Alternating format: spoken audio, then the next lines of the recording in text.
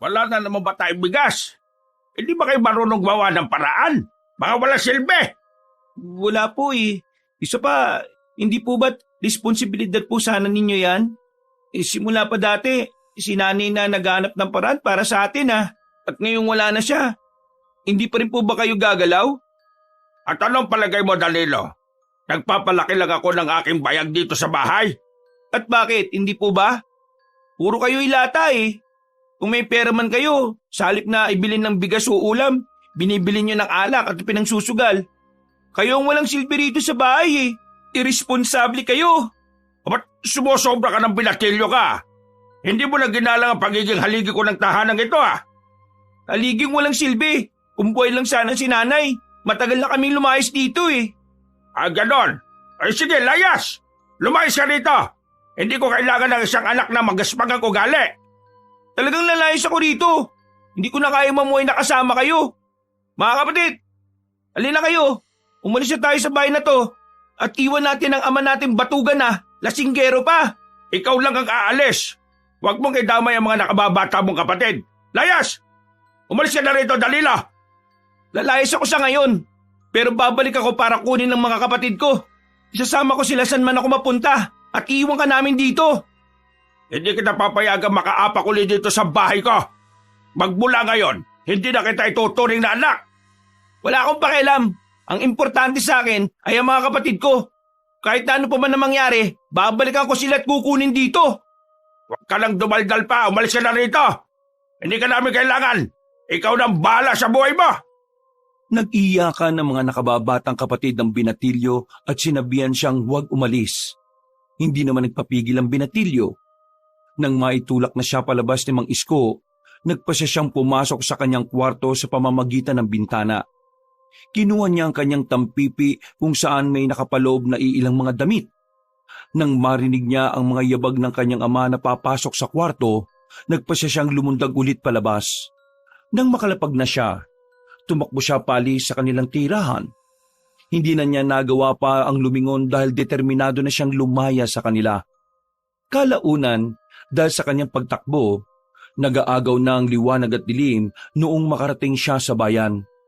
Patungo sana siya sa simbahan para doon magpalipas ng gabi. Pero sa hindi inaasahan, may nakabangga siyang isang matandang lalaki. Naku, pasensya na po kayo. Hindi ko po sinasadya. Ayos lang sa akin yan. Teka, mukhang nagmamadali ka. Saan ka ba pupunta? Anong pangalan mo? Sa simbahan po. Naglihas po kasi ako sa amin. Ay, siya nga po pala. Ako po si Danilo. Ako naman si Silverio. Pero ang tawag sa akin ng mga tao, Senyor Silverio. Wala ka bang matutuluyan dito sa bayan? Wala po eh. Wala rin kasi akong kakilala rito. Kung ganun sumama ka na lang sa akin. May bahay kang matitirhan. May pagkain kang makakain. At bibigyan pa kita ng trabaho. Talaga po, Senyor Silverio? Bibigyan niyo po ako ng trabaho? Oo naman. At kung makikita kong determinado ka, pag-aaralin pa kita. Nang sa ganun ay hindi masayang ang oras mo sa amin. Naku, salamat po. Pangako, pagbubutihan ko. Kahit na anong trabaho ibibigay niyo sa akin, gagawin ko po. O sige, salamat din kung ganon. Tayo na at naghihintay na sa atin ang aking asawa, ang Senyora Angela mo. Nagpatuloy sila sa kanilang paglalakad. Hindi naalis ang mga ngiti sa labi ni Danilo dahil alam niyang yun na ang simula ng kanyang bagong buhay.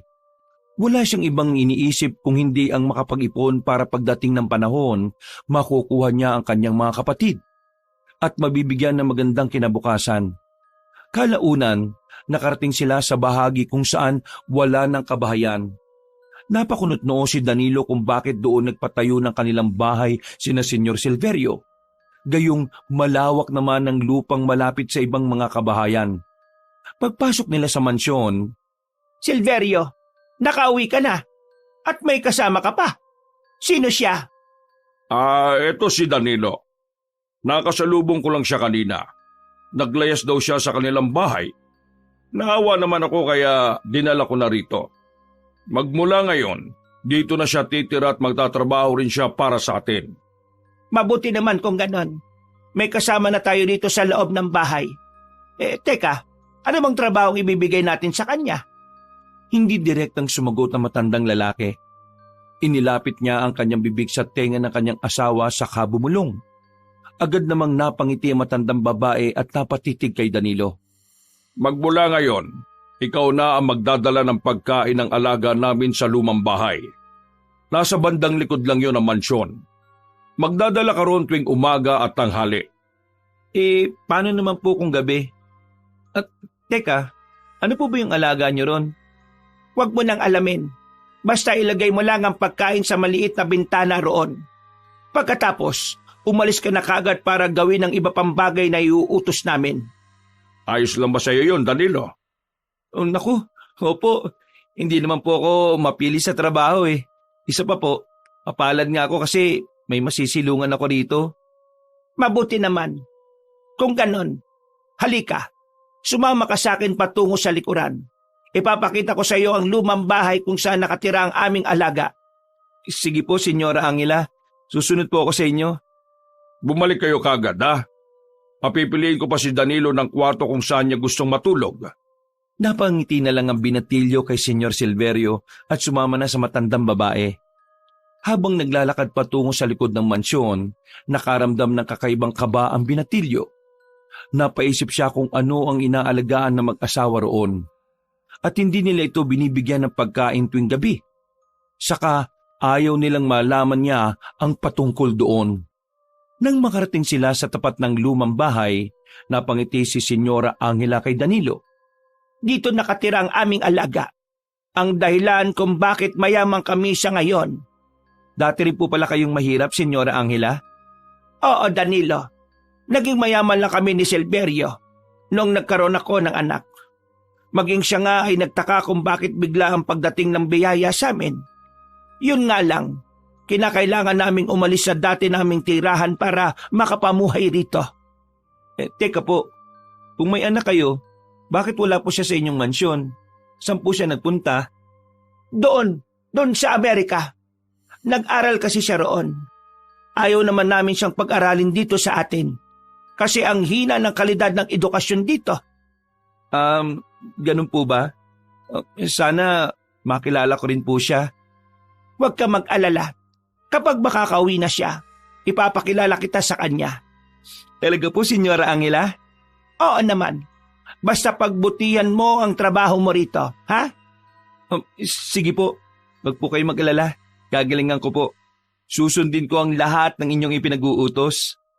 Nasa kalagitnaan na sila ng kanilang pag-uusap nang makarinig ng pagkalusko si Danilo. Napalingon siya sa lumang bahay at napatingin ng mabuti roon. Ilang sandali pa, may narinig siyang pag-angil, kaya napalinok siya ng kanyang laway. Tayo na, Danilo. Mukhang gutom na siguro ang alaga namin dyan.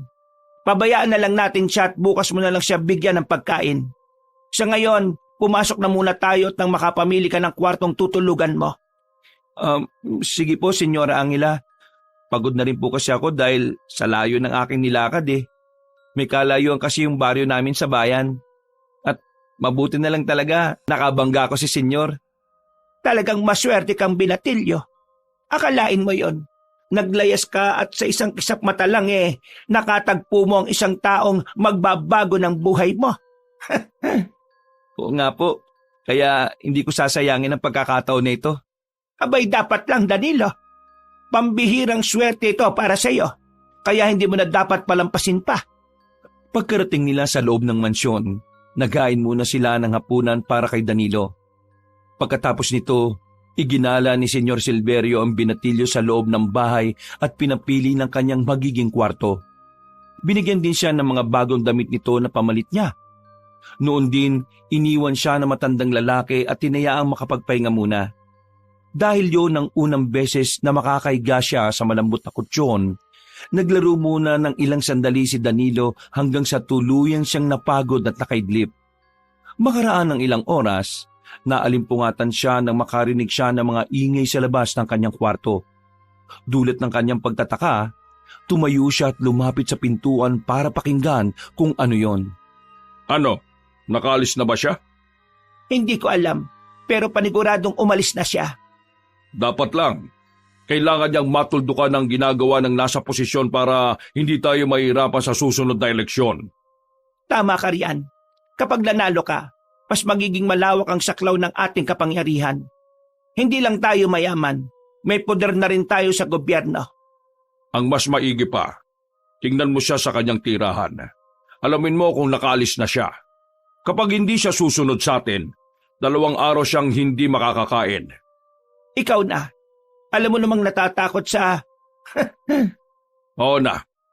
Bibilisan ko na lang para makabalik ako kagad. At na akong marinig ang balita bukas eh. Huwag ka mag-alala. Susunod sa gusto natin si Luciano. Sige na, tingnan mo na kung nakaalis na siya. Napalunok ng kanyang laway si Danilo dahil sa kanyang mga narinig. Hindi niya alam kung anong tinutukoy na mag-asawa, pero kinutuban siya na merong hindi magandang gawain ng dalawa. Gayunpaman, mas nangibabaw pa rin ang isipin niyang mabubuting tao ang kanyang mga amo. Dahil tinulungan siya ng mga ito. Nang may marinig siyang yabag na papalapit sa pintuan ng kanyang kwarto, mabilis siyang bumalik sa higaan niya para magkunwaring natutulog. Nasa ganoong sitwasyon siya nang maisip niya ang sinasabing alaga na mag-asawa. Dahil dito, nagising ang kanyang pagiging kuryoso. Nang mawala na ang yabag, muli siyang bumangon at sumilip sa bintana. Napansin niyang madali lang sa kanya na bumaba roon, kaya walang pagdadalawang isip siyang lumabas ng kanyang kwarto. Maingat siyang bumaba. Hinanap niya kung saan nagpunta si Senyor Silverio hanggang sa marinig ng binatilyo ang boses niya sa bandang likod ng lumang bahay. Hindi mo ba natatandaan? Ngayong gabi ka aalis para iligpit ang alkalde ng bayang ito. Pasensya na po kayo. Nakalimutan ko kasi dahil gutom ako. Gusto ko sanang kumain muna. Bukas ka nakakain. Kapag nagawa mo na yung sinasabi ko. Isa pa, pwede mo namang kainin ng alkalde, hindi ba? Siya na lang ang magiging hapunan mo. Yun ay kung magtatagumpay ka. Magtatagumpay po ako. At sisiguraduhin kong walang ebidensya ang aking gagawin. Magaling. Bukas, mas dadamihan ko pa ang pagkain mo. Gawin mo lang ng malinis ang pagtatrabaho, ha? Dahil sa mga narinig ni Danilo, lalo siyang nakaramdam ng pagkakuryoso. Mas lumapit pa siya sa likod ng lumang bahay para silipin kung sino at ano ang kausap ng kanyang among lalaki. Sa hindi niya inaasahan, bigla siyang nakaapak ng lata. Nakagawa siya ng ingay kaya ganun na lang ang kabang naramdaman ni Danilo. Dahil sa kanyang pagkataranta, naganap siya ng mapagtataguan. Nang makita niyang bahagyang nakabukas ang pintuan ng lumang bahay, kahit na natatakot man ay pumasok siya roon. Napatakip na lamang siya ng kanyang ilong dahil may naamoy siyang nakakasulasok na samyo. Minabuti niyang isang tabi yun at naganap na lang siya ng bahagi kung saan hindi siya madaling makita. Idinalangin na lang niya sana'y hindi siya mahuli ni Senyor Silverio. Makaraan ng ilang sandali, may narinig siyang mga yabag na palayo. Naisip niyang baka nakalis na ang matandang lalaki, kaya sinubukan niyang sumilip sa pintuan. Napabuntong hininga na lang siya nang makita niyang nakapasok na ang kanyang amo sa mansyon. Noon din, lumabas siya sa lumang bahay at nagmadaling umakyat sa bintana para makapasok sa kanyang silid. Nang naroon na siya, nakaramdam siya ng antok, kaya nagpasya na lang siyang matulog. Kinabukasan, Oh, Danilo, gising ka na pala. Halika rito at sumalo ka na sa amin. Nagluto kami ng masarap na pagkain dito. Halika.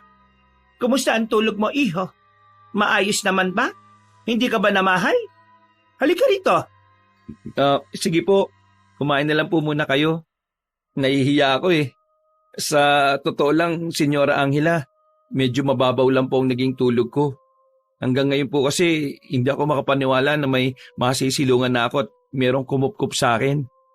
Huwag ka nang mahiya. Halika na. Masarap to. Ito, may nakahanda ng kubyertos para sa'yo. Sumabay ka na sa amin. Sige na lang po. Salamat po. O Danilo, sa unang beses mo na pagbibigay ng pagkain sa alaga namin, sasamahan kita, ha? Para naman alam mo kung ano ang gagawin mo. Opo, Senyor Silverio. Kung mag-isa lang ako, madali naman po akong turuan eh. Sabihin niyo lang po kung ano ang dapat kong gawin. Ay nako, sige na. Sasamahan na muna kita at nang malaman mo kung paano talaga namin ginagawa ang pagbibigay ng pagkain doon. Tama ang Senyor Silverio mo. Sundin mo na lang siya. Ang importante, alam mo na agad ang gagawin mo base sa makikita mong gagawin niya. Sige po, Senyor Silverio, Senyora Angela. Sige po. Pagkatapos nilang kumain, isinama ni Senyor Silverio si Danilo patungo sa kusina. May kinuha siyang balde at nang buksan niya yon, halos mandiri ang binatilyo dahil sa malansang amoy nun. Ito ang ipapakain mo sa alaga namin.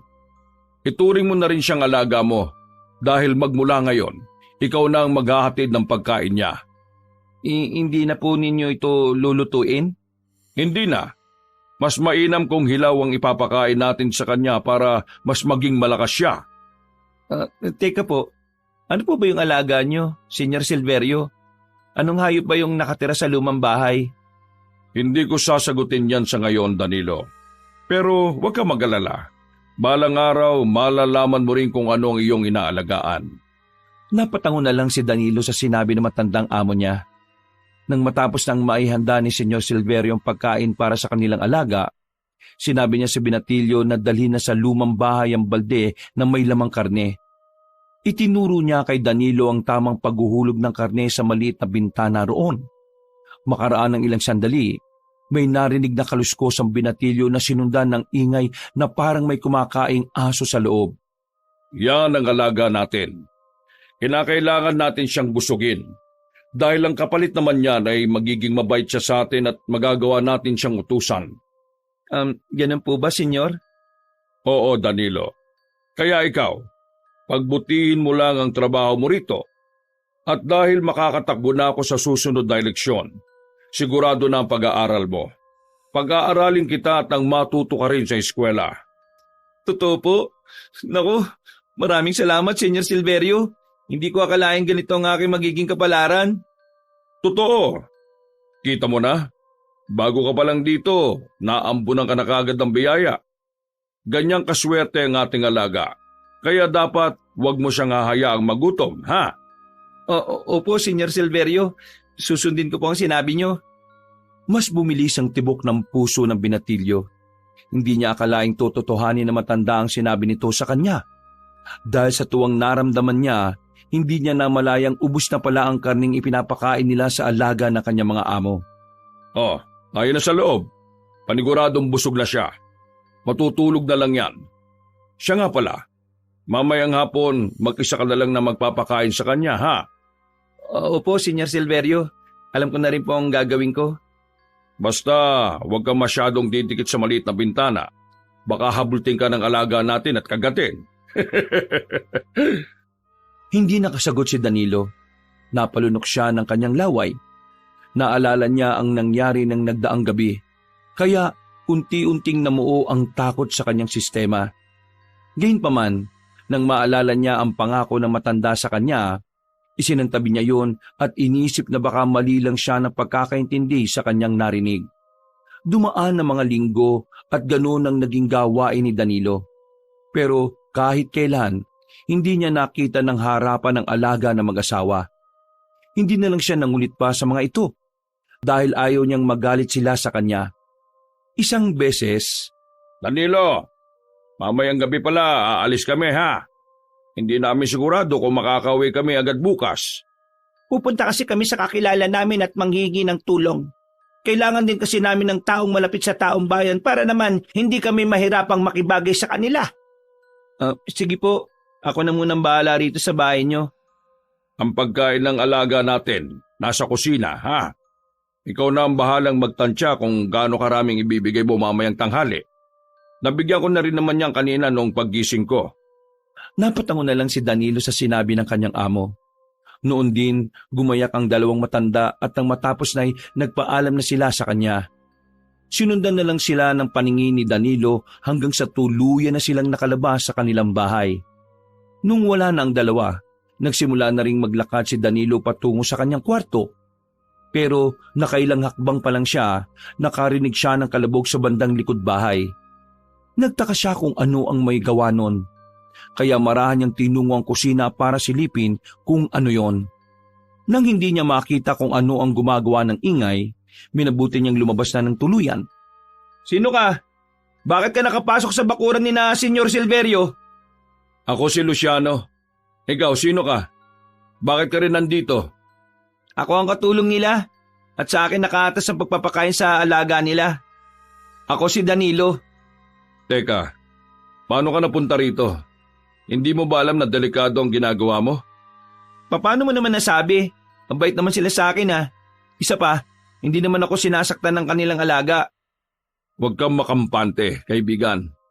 Hindi sa lahat ng oras ay mabait ang mga yon. Darating ang araw na pati ikaw ay ipapakain nila sa kanilang alaga. At paano mo naman na siguro?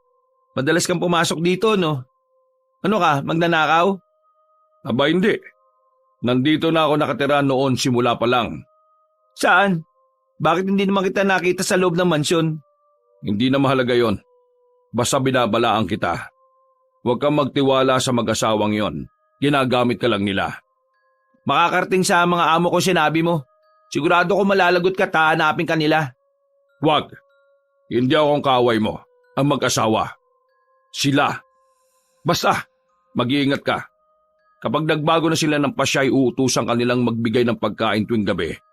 Alam mo na ang mangyayari sa susunod. Ikaw mismo ang pagkain para sa alaga nila.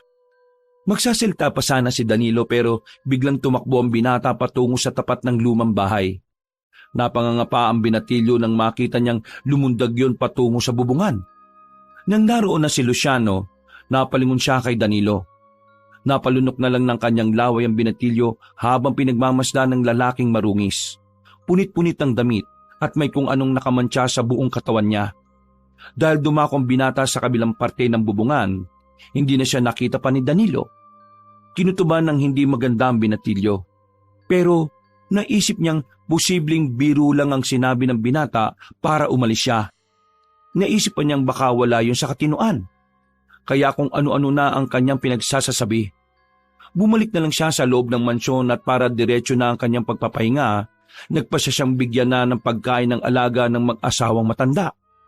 Akmang aalis na sana siya para makabalik sa mansyon nang may marinig siyang garalgal na boses na nagmumula sa loob ng lumang bahay.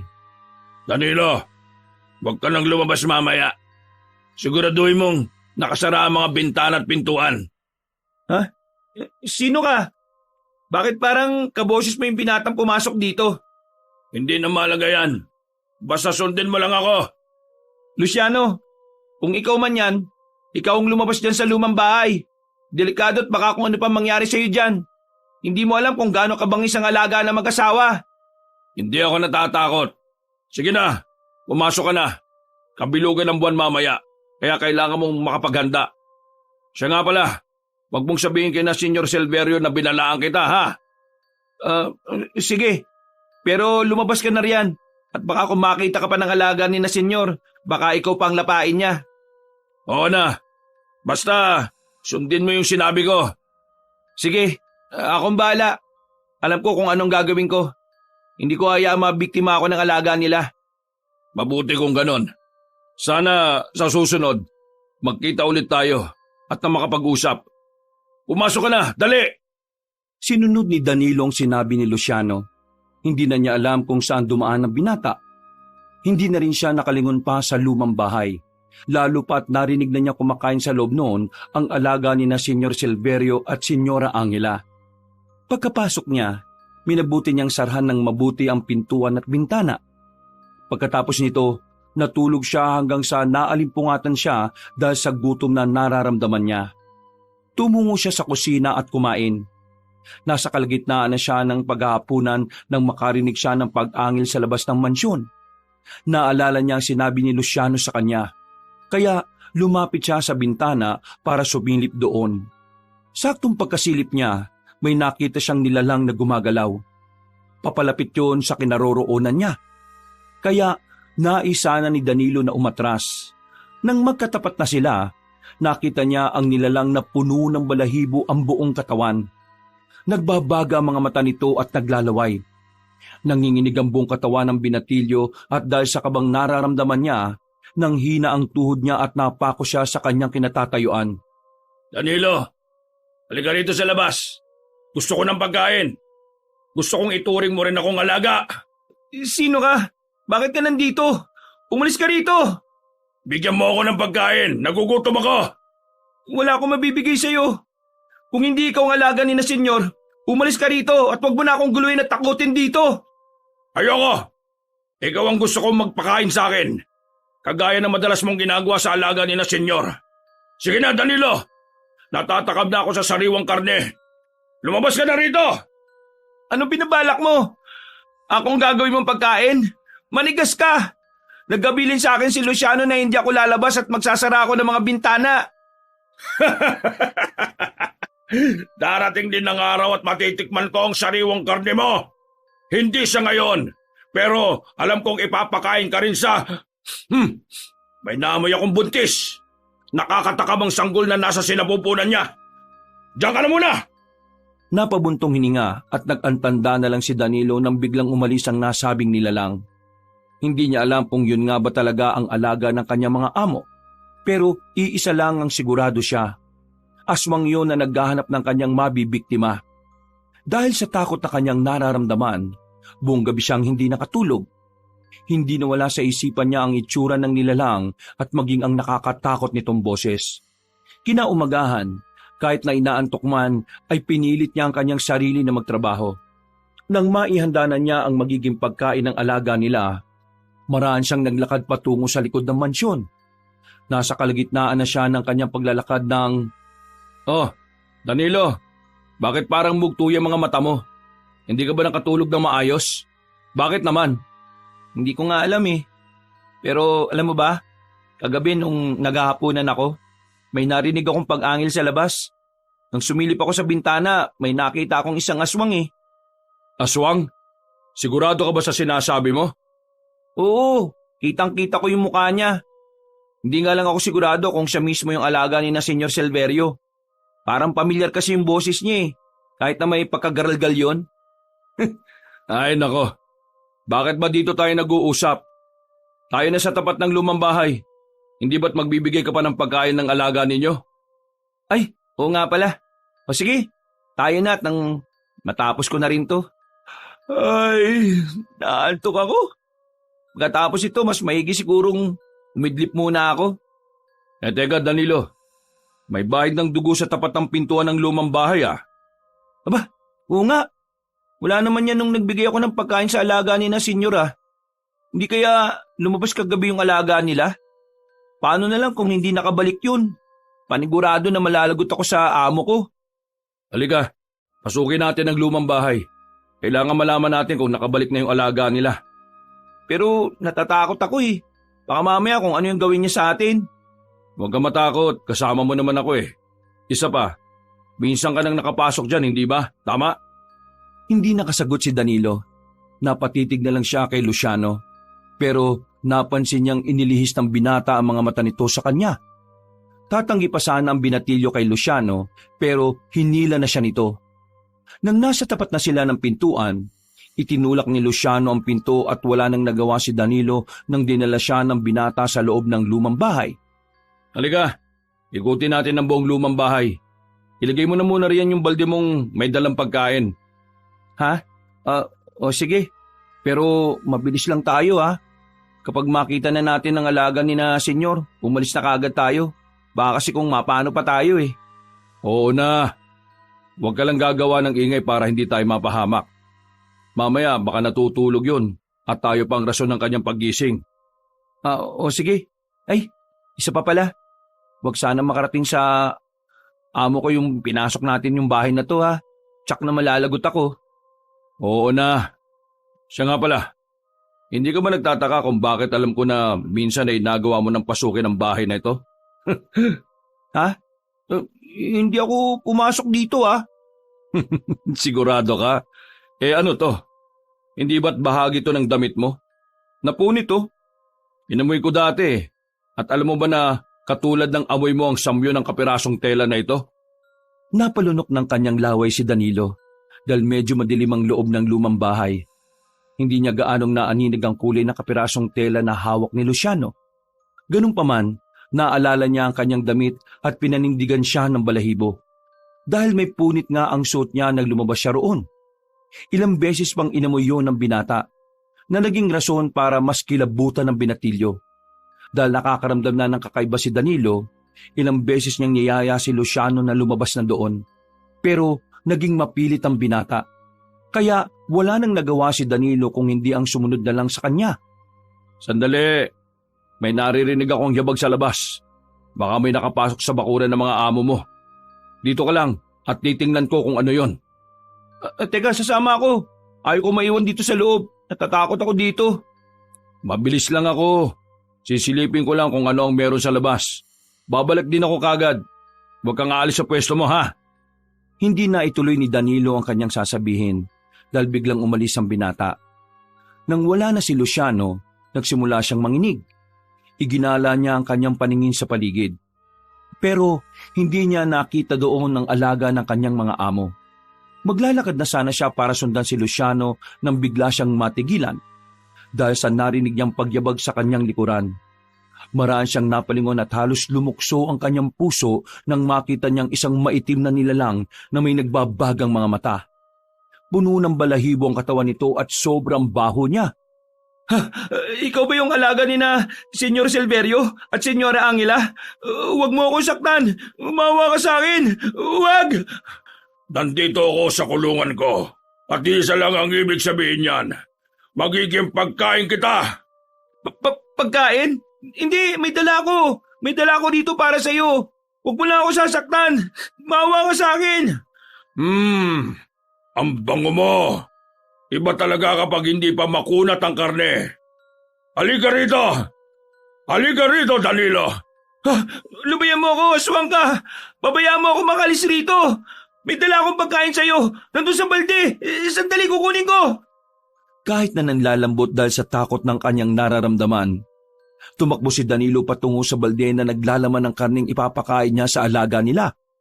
Pagkarating niya roon, napalingon siya sa kinatatayuan ng aswang.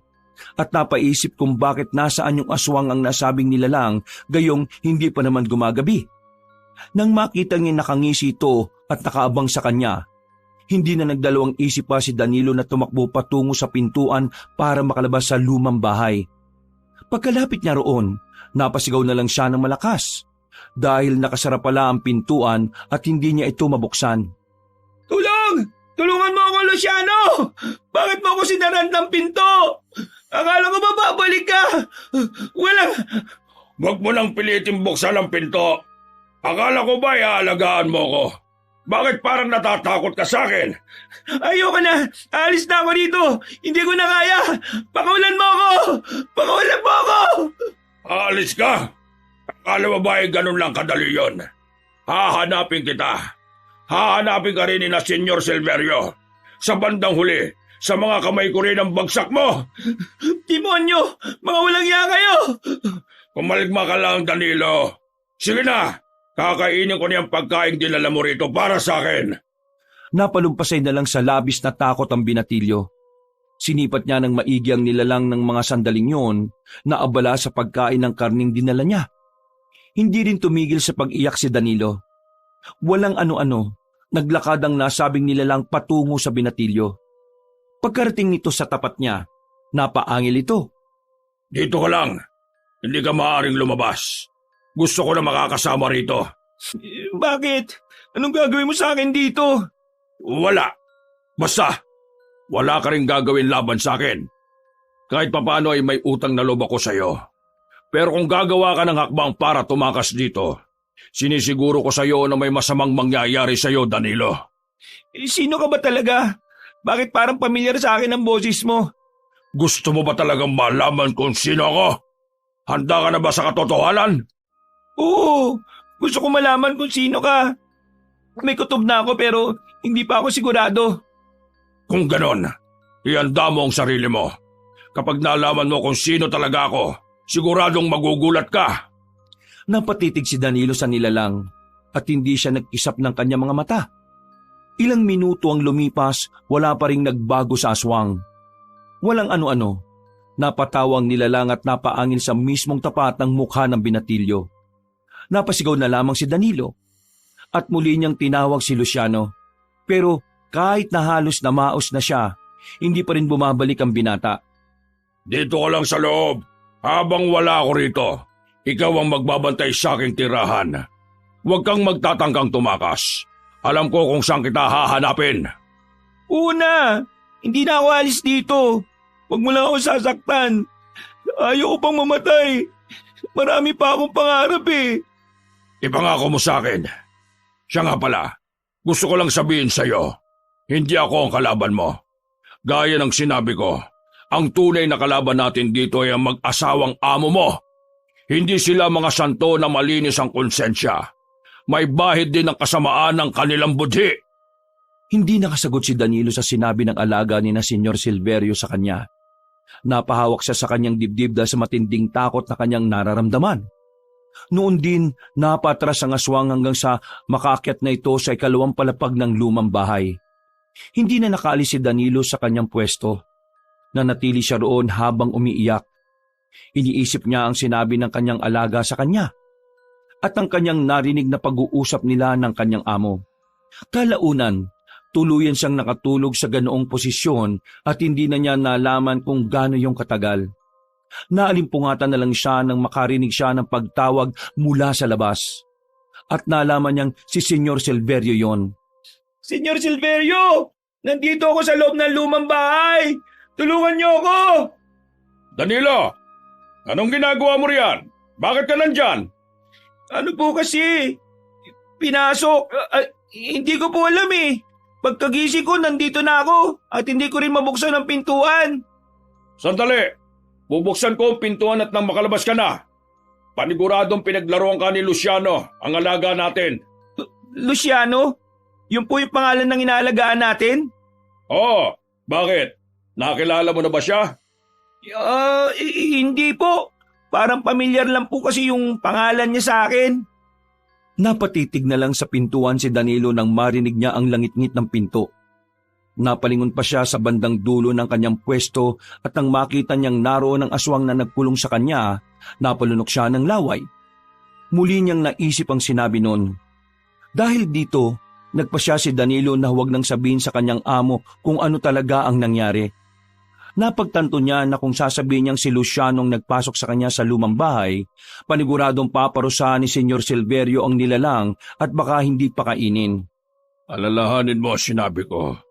Hindi ako ang totoong kalaban dito. Ang mag-asawang yan. Danilo! Lumabas ka na riyan, nakabukas na ang pinto. Sige po, Senyor Silverio. Nandiyan na ako. May nagpakita ba sa'yo bago ka nakapasok dito? Wala naman po akong matandaan eh. Basta nagising na lang ako dahil sa nakakasulasok na amoy.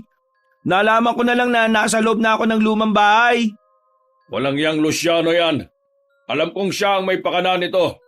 Sigurado ako na may masama siyang binabalak. Hindi ko papayagang saktan kanya. Huwag ka mag-alala. Hindi ko po alam pero wala naman po siguro siyang kasalanan ah. Baka nga po naglakad lang ako habang tulog at nakarating lang ng mag-isa sa loob ng lumang bahay na to. Hindi ako naniniwala. Alam ko may kinalaman siya rito. Makakatikim siya sa akin mamaya. Huwag na po, Senyor Silverio. Ako na po ang gumagarantya na wala siyang kasalanan. Sigurado ka? Sige, palalampasin natin ang bagay na yan. Pero kapag naulit pa ito, parurusahan ko siya at nang madala. Hindi na nakasagot si Danilo sa kanyang amo. Nang maalala niya ang balding nilagyan niya ng karning ipinakain sa alaga nilang aswang, ginusto sana niyang balikan to.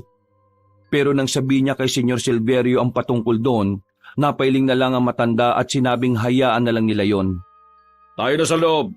May mga pasalubong kami ng Senyora Angela mo para sa'yo. Talaga po? Oo, kaya halika na at nang makita mo. Bago kasi kami umuwi, dumaan kami sa pamilihan. May mga damit at pagkain kaming nabili para sa iyo, Danilo. Naku, maraming salamat, Senyor Silverio. Tamang-tama, gutom na gutom po ako. Bakit? Ilang oras ka bang nasa loob ng lumang bahay? Hindi ko nga rin po alam eh. Nagising na lang kasi ako dahil sa boses ninyo. Napakawalang iya talaga ng Luciano na yan, oh. Nang makapasok sila, nakabang na sa kanilang dalawa ang matandang babae. Nakangiti niyang itinuro ang upuan kung saan nakapatong ang mga pinamili nila para kay Danilo. Nanabik naman si Danilo pero hindi siya lumapit sa upuan dahil sa hiya. Halika na, Danilo. Ikaw na mismong magbukas ng mga pasalubong namin sa iyo. Kainin mo na rin ang binili naming pagkain at nang mabusog ka. Ay teka, saan ka ba nanggaling?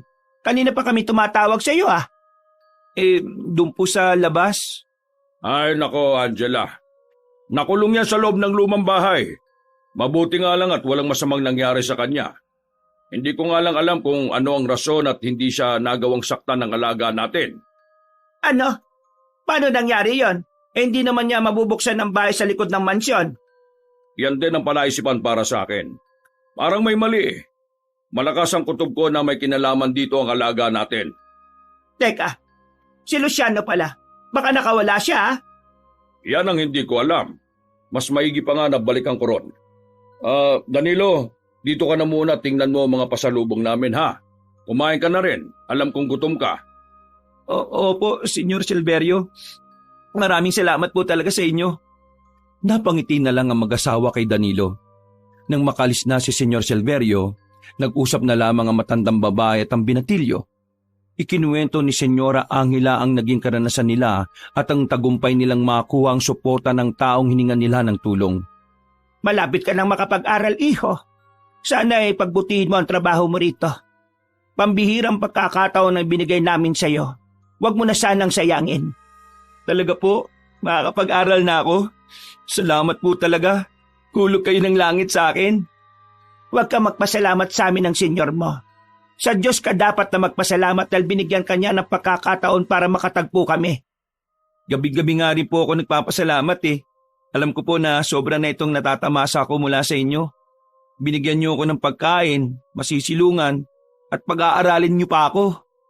Kanyang kami mag-alaga, Danilo. Basta, panatilihin mo lang ang iyong katapatan sa amin. Ayaw namin ng mga traitor. Opo, huwag po kayo mag-alala. Hindi ko kayo bibiguin at mananatili akong matapat sa inyo. Salamat naman kung ganon. Isa-isang tiningnan ni Danilo ang mga pasalubong ng kanyang mga amo. Labis ang tuwa na kanyang naramdaman noon dahil yun ang unang beses niyang nakatanggap ng regalo mula sa ibang tao. Dahil nakaramdam na rin siya ng gutom, nagpasya siyang kainin ng mga pagkaing dala ng mag-asawang matanda. Siya nga pala, Danilo. Binigyan mo ba ng sapat na pagkain ng ating alaga? Oo naman po. Sinisigurado kong mabubusog siya. Nagpakita ba siya sa iyo ng harapan nung nasa loob ka ng lumang bahay? Hindi ko po alam eh. Nakatulog po kasi ako ron. Puro kadiliman din yung nakita ko nung magising ako. Hanggat maaari, huwag kang lumapit doon. Huwag ka rin makipag-usap sa kanya. Kakaibiganin ka lang ng alaga natin at kapag nakuha niya ang loob mo, papatayin ka niya. Ganun po ba? Nakakatakot naman, Senyora Angela. Parang ayaw ko na pong magbigay tuloy ng pagkain sa kanya. Huwag kang matakot. Basta't nasa labas ka lang palagi at dumidistansya sa kanya, walang masamang mangyayari sa iyo. Aswang ang ating inaalagaan. At dahil madilim ang halos lahat ng bahagi ng lumang bahay, nagagawa niyang maging anyong aswang kahit na tanghaling tapat. Totoo po bang narinig ko? Aswang yung alaga ninyo? Bakit po kayo nag-alaga niya, Senyora? Delikado po yan Alam namin ang ginagawa namin. Isa pa, malaki ang naging ambag ng aswang na yan sa aming pagyaman. Kaya hindi namin siya kayang pabayaan. Siya din ang nakapagbibigay sa amin ng kapangyarihan sa lipunan. Ganun po ba? Pero paano po kung dumating ang araw na ayaw na niyang gawin ang pinagagawa ninyo? Hindi mangyayari yan. Ang mga kagaya nila ay hayok sa karne. Parang mga hayop din sila na kapag ikaw ang nagpapakain sa kanila, magiging maamo sila sa iyo. Natigil lamang ang kanilang pag-uusap nang dumating na si Senyor Silverio. Napapakamot ito ng kanyang ulo, kaya nagtaka ang matandang babae at maging si Danilo. Kinakabahan din ang binatilyo dahil baka kung may sinabi si Luciano sa kanyang amo. Napabuntong hininga na lang siya nang mapagtantong iba ang dahilan ni Senyor Silverio. Bakit parang may kung ano kang iniisip dyan? Sabihin mo sa amin kung anong problema. Si Luciano ba? Oo eh. May nakita ko mga bakas ng dugo sa sahig ng lumang bahay. Pati sa tapat ng pintuan ay meron din. Sigurado akong nakakalabas siya kahit pa na walang paintulot natin. Walang iya talagang aswang na yan. Pabayaan mo na. Bumabalik naman eh. Isa pa, baka nagutom ng nagdaang gabi dahil maliwanag ang buwan. Alam mo naman ang mga aswang, hindi ba? Nagugutom sila kapag papalapit na ang pagbilog ng buwan. Oo nga. Pero ay kinatatakot ko lang baka dumating ang araw na pati tayo ay kalabanin niya. Huwag lang siyang magkakamali. Pagsisisihan niya kapag ginawa niyang bagay na yan. Kaya ikaw, Danilo, maliban sa pagpapakain kay Luciano, pakibantayan na rin siya. Baka kasi hindi natin namamalayan napasok na pala niya tayo. Opo, Senyora Angela. Ako na pong bahala. Dadalasan ko po ang pagpunta sa likod ng mansyon para masigurong hindi nakakalabas ang alaga natin. Talagang maaasahan ka, Danilo. Hindi ako nagkamali na dalhin ka rito sa aming mansyon. Maswerte talaga kami sa'yo. Dahil pagod ang mag-asawang matanda, nagpaalam sila na magpapahinga na sa kanilang kwarto. Minabuti na rin ni Danilo na dalhin sa kanyang silid ang mga biniling pasalubong ng kanyang mga amo. Noong nasa silid na siya, nag-isip siya at tinimbang kung sino ang dapat niyang paniwalaan. Kahit pa na isang aswang si Luciano, hindi siya nito sinaktan nung nakulong siya sa lumang bahay. Ganun pa man, naging mabait at mapagbigay naman sa kanya sina Senyor Silverio at Senyora Angela. Dahil sa kanyang kaiisip, tuluyan na siyang nakatulog. Naalimpungatan na lang siya at agad na napabangon nang makarinig siya ng ingay sa labas ng mansyon. Napakunotno siya nang mapagtantong malapit ang mag-alas 12 ng hating gabi noon. Kailangan pagbayaran ng Luciano na yon ang ginawa niya kay Danilo. Hindi ko kayang palampasin ang bagay na yon. Kahit na sinabi ko sa binatilyong ayos lang yon, hindi ako papayag na magkaroon ng pagkakataon ng ating alaga para makalabas-masok dito ng malaya sa tulong niya. Ano ang binabalak mo ngayon? Kailangang isa sa kanila ni Danilo ang mawala. Kapag wala na si Luciano, wala na rin makakapagsiwalat ng lihim natin. Kung si Danilo naman ang mawawala, sigurado ko na makakahanap pa rin naman tayo ng papalit sa kanya. Kung ganon, si Danilo na lang ang ating isakripisyo.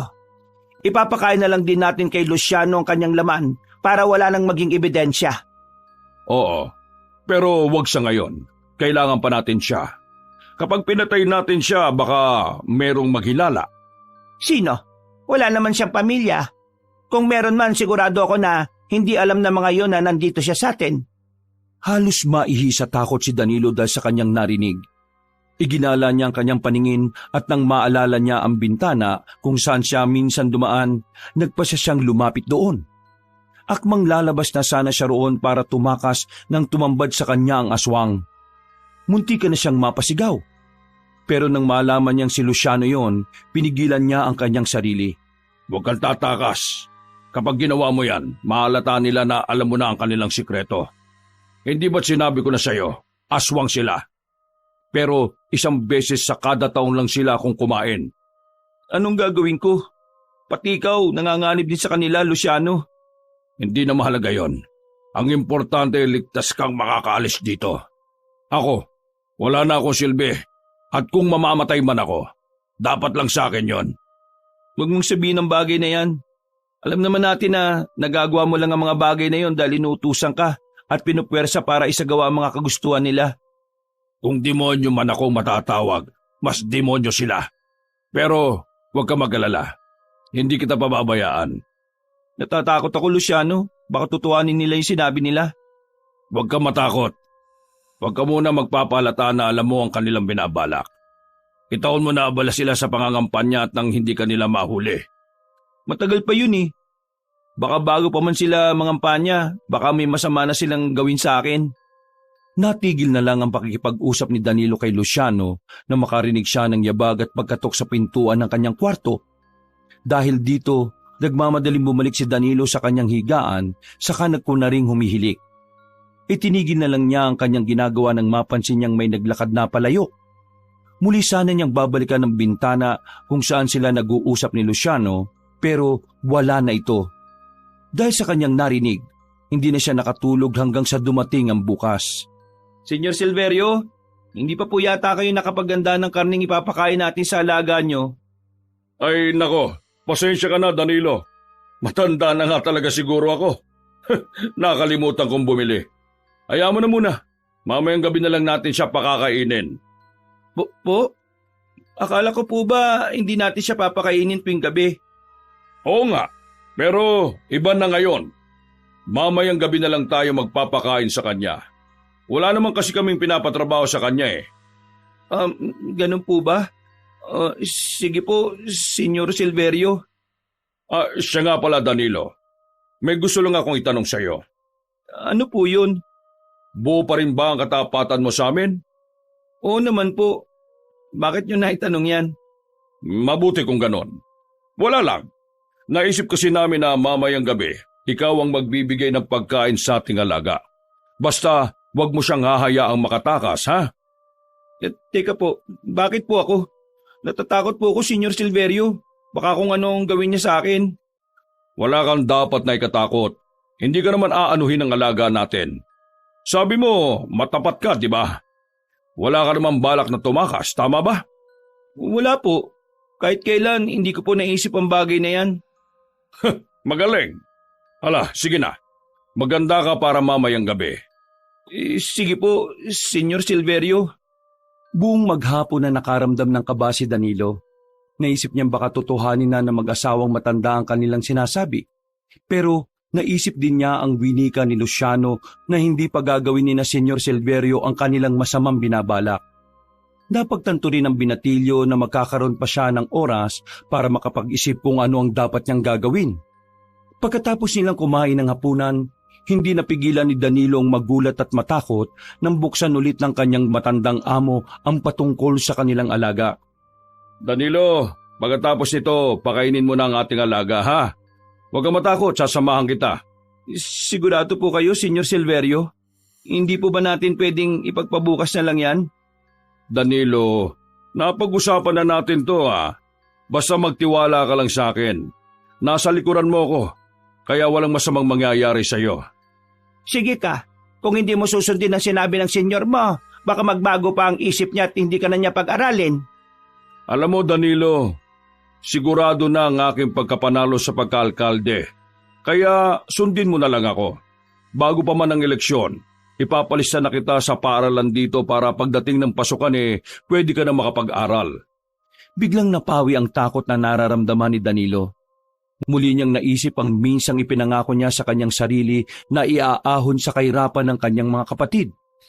Naalala niya rin ang pangako ng kanyang mga amo na pag-aaralin siya sa susunod na pasukan. Dahil sa sobrang pananabik, nasapawan ng kasiyahan ng pangamba niya ng mga sandaling yun. Sige po, payag na ako. Pasensya na rin po kayo kung medyo nag-aalangan pa ako. Para po kasing may namumong takot sa loob ko eh. Likas sa tao ang takot, Danilo. Magtiwala ka lang sa amin at sa sarili mo. Walang masamang mangyayari. Magpapakain ka lang naman ng alaga natin, ha? Sige na, Danilo. Kailangan mo maging matapang. Mas matindi ang hamon at peligrong haharapin mo kapag nakalis ka na rito at tumarap ka na sa tunay na hamon ng buhay. Tamang sinabi ng Senyora Angela mo. Napabuntong hininga na lamang si Danilo. At nang lumaon, tuluyan na rin siyang nakumbinsi na mag-asawang matanda. Pagkatapos nilang kumain, sumama siya kay Senyor Silverio para maganda ng pagkain ng kanilang alaga. Tumulong na rin doon si Danilo hanggang sa matapos yon. Nang malagyan nila ng karne ang baldeng ginagamit nila. O ano, handa ka na ba? Opo, Senyor Silverio. Kumalma ka lang. Walang mangyayaring masama sa'yo. Nasa likod mo lang ako at hindi kita pababayaan. Maraming salamat po. Tayo na. At baka kung abutan pa tayo ng hating gabi, kailangan makabalik agad tayo sa loob ng mansyon. Napatangon na lang si Danilo sa kanyang amo. Binitbit niya ang balding may lamang karne at sumunod na sa matanda na nooy nagmamadaling maglakad. Pagkalabas nila sa mansyon, nagpalinga-linga pa si Senyor Silverio sa paligid. Nagtaka naman ang binatilyo, kaya sinubukan niya ring masdan ang bahagi kung saan nakatingin ang kanyang amo. Makaraan ng ilang sandali, nagpatuloy na sa kanyang paglalakad si Senyor Silverio hanggang sa makarating sila sa tapat ng pintuan ng lumang bahay. Hindi po ba natin padadaanin sa maliit na bintana yung mga karning to? Hindi, Danilo. Kailangang ibigay natin sa kanya yan ng harapan. Huwag kang mangamba. Hindi kanya sasaktan. Ako makakalaban niya kapag nangyari yon.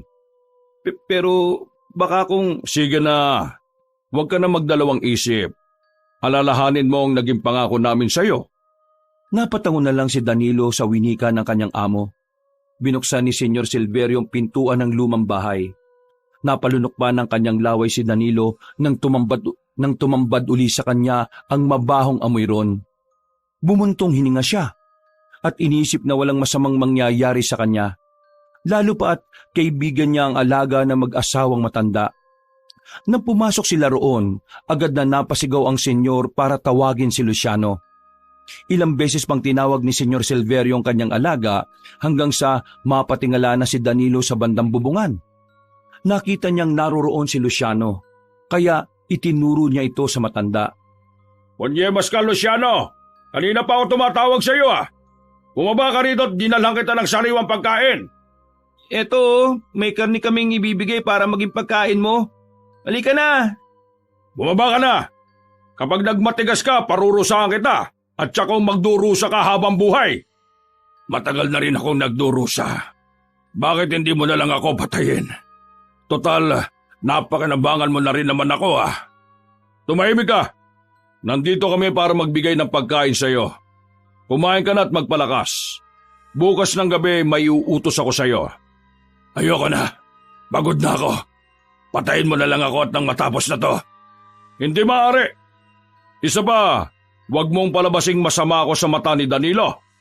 Nakikinabang ka rin naman sa mga pinag-uutos ko sa iyo Sige na, kumain ka na at nang... Sa hindi inaasahan ni Danilo, bigla siyang sinakal ni Senyor Silverio mula sa kanyang likuran. Nagpumiglas siya, pero hindi niya kinaya ang lakas na matanda.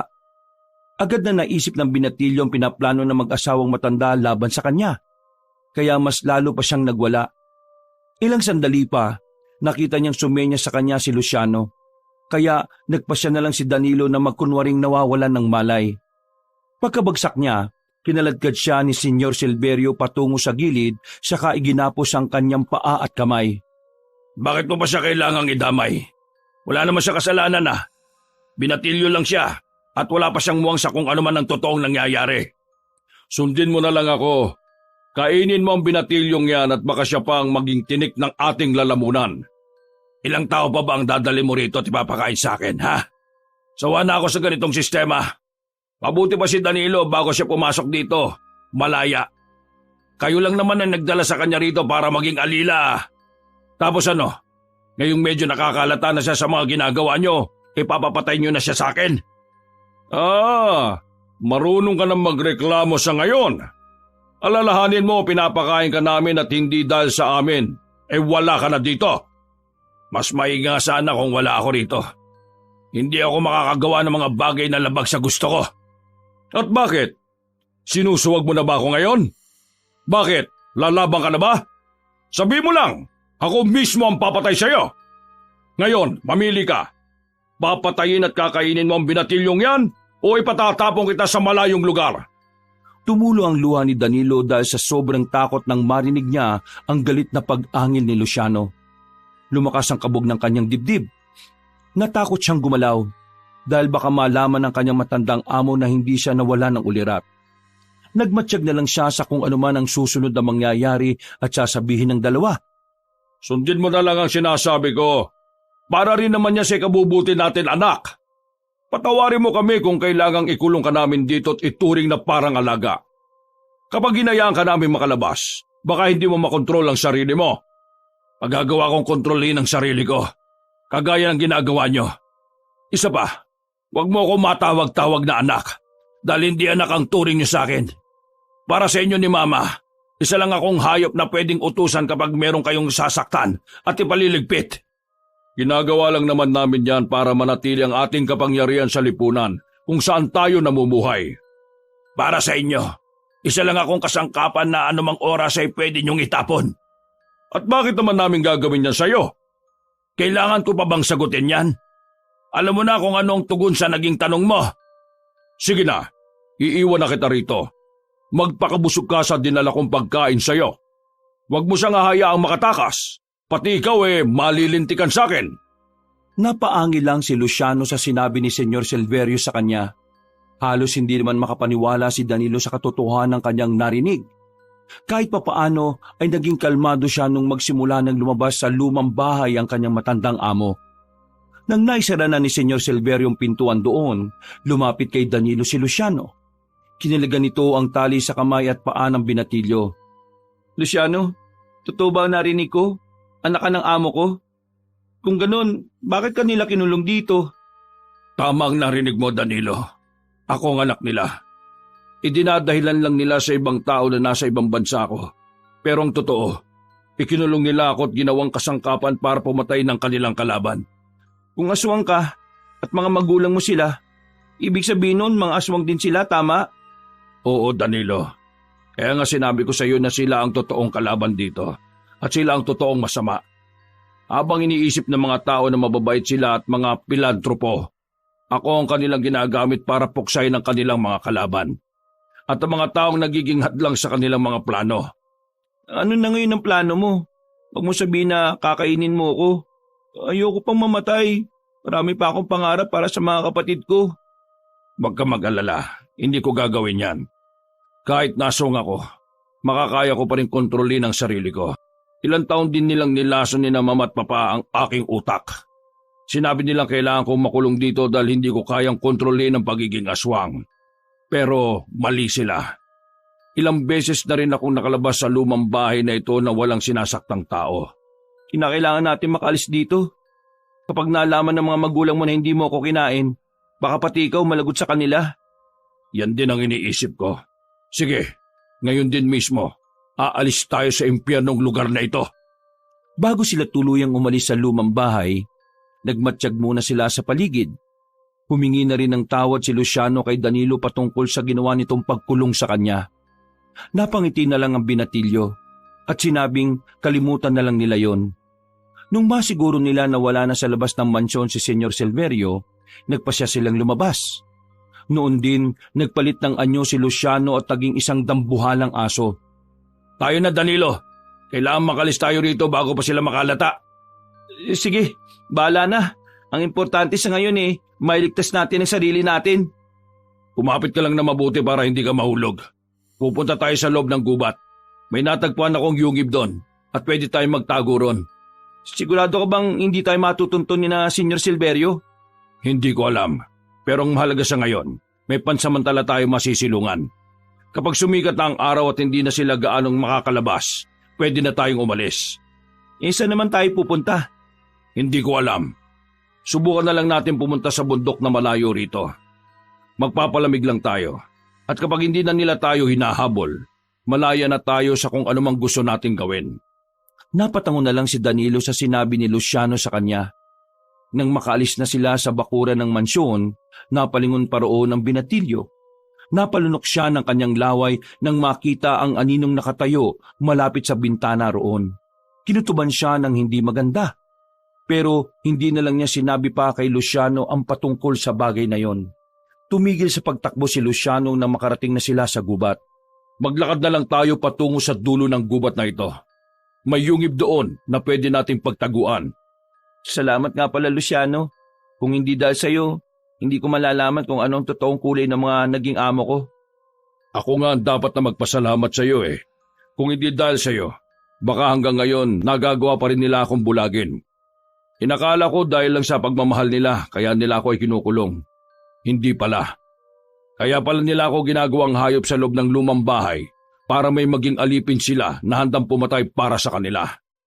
Teka, kung mga aswang sila, ibig sabihin, kailangan natin maganda. Isa yan sa pinag-aalala ko. Sigurado ko na manghihingi siya ng tulong sa iba naming kauri. Kung ganun, anong gagawin natin? Hindi ko pa alam. Magtago na muna siguro tayo hanggang sa magkaroon tayo ng ideya kung ano ang dapat nating gawin. Natigil na lamang ang kanilang pag-uusap na makarating sila sa tapat ng yungib na sinasabi ni Luciano. Sa hindi malamang dahilan ni Danilo, nakaramdam siya ng kakaibang kaba. Napansin din niya ang ibang enerhiyang nandun, kaya nag-alangan siyang pumasok. Hahakbang na sana si Luciano papasok sa kuweba nang biglang may sumulpot na matanda sa kanyang harapan. Sino kayo? Ano ang gagawin niyo sa aking kuweba? Sino ka rin? Teka, Luciano, akala ko ba walang ibang nakakalam ng yungib na ito? Yan rin ang akala ko. Teka, sino ba kayo? Ako si Nuano at ang kuwebang ito ang aking tirahan. Kayo, bakit kayo nandito? Sandali, hindi ka isang normal na tao. Kung hindi ako nagkakamali, isa kang aswang. Napalingon si Danilo sa kanyang kasama at agad na nagtaka nang mapansin niyang nakayuko si Luciano at parang umiiwas ng tingin sa matandang kaharap nila. Sumenyas naman ang binatilyo sa kanya na sabihin na lang ang totoo at baka ako makatulong pa ang nasabing matanda sa kanila. Napatungo naman si Luciano kay Danilo. Sa katunayan nga po, tama kayo. Hindi ako isang karaniwang tao. Aswang po ako.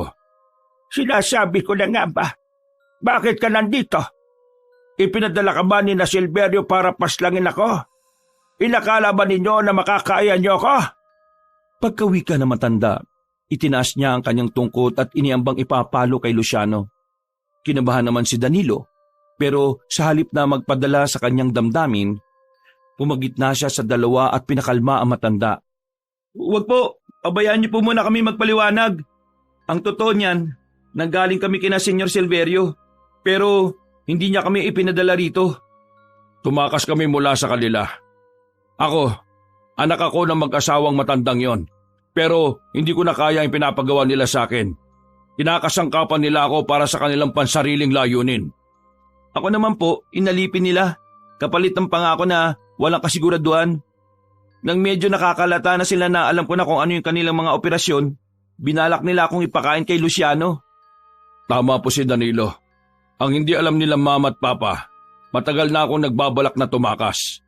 Nagkataon lang na may binatilyo silang dinala sa aming mansyon. Kung tumakas kayo sa kanila, malamang hinahabol nila kayo.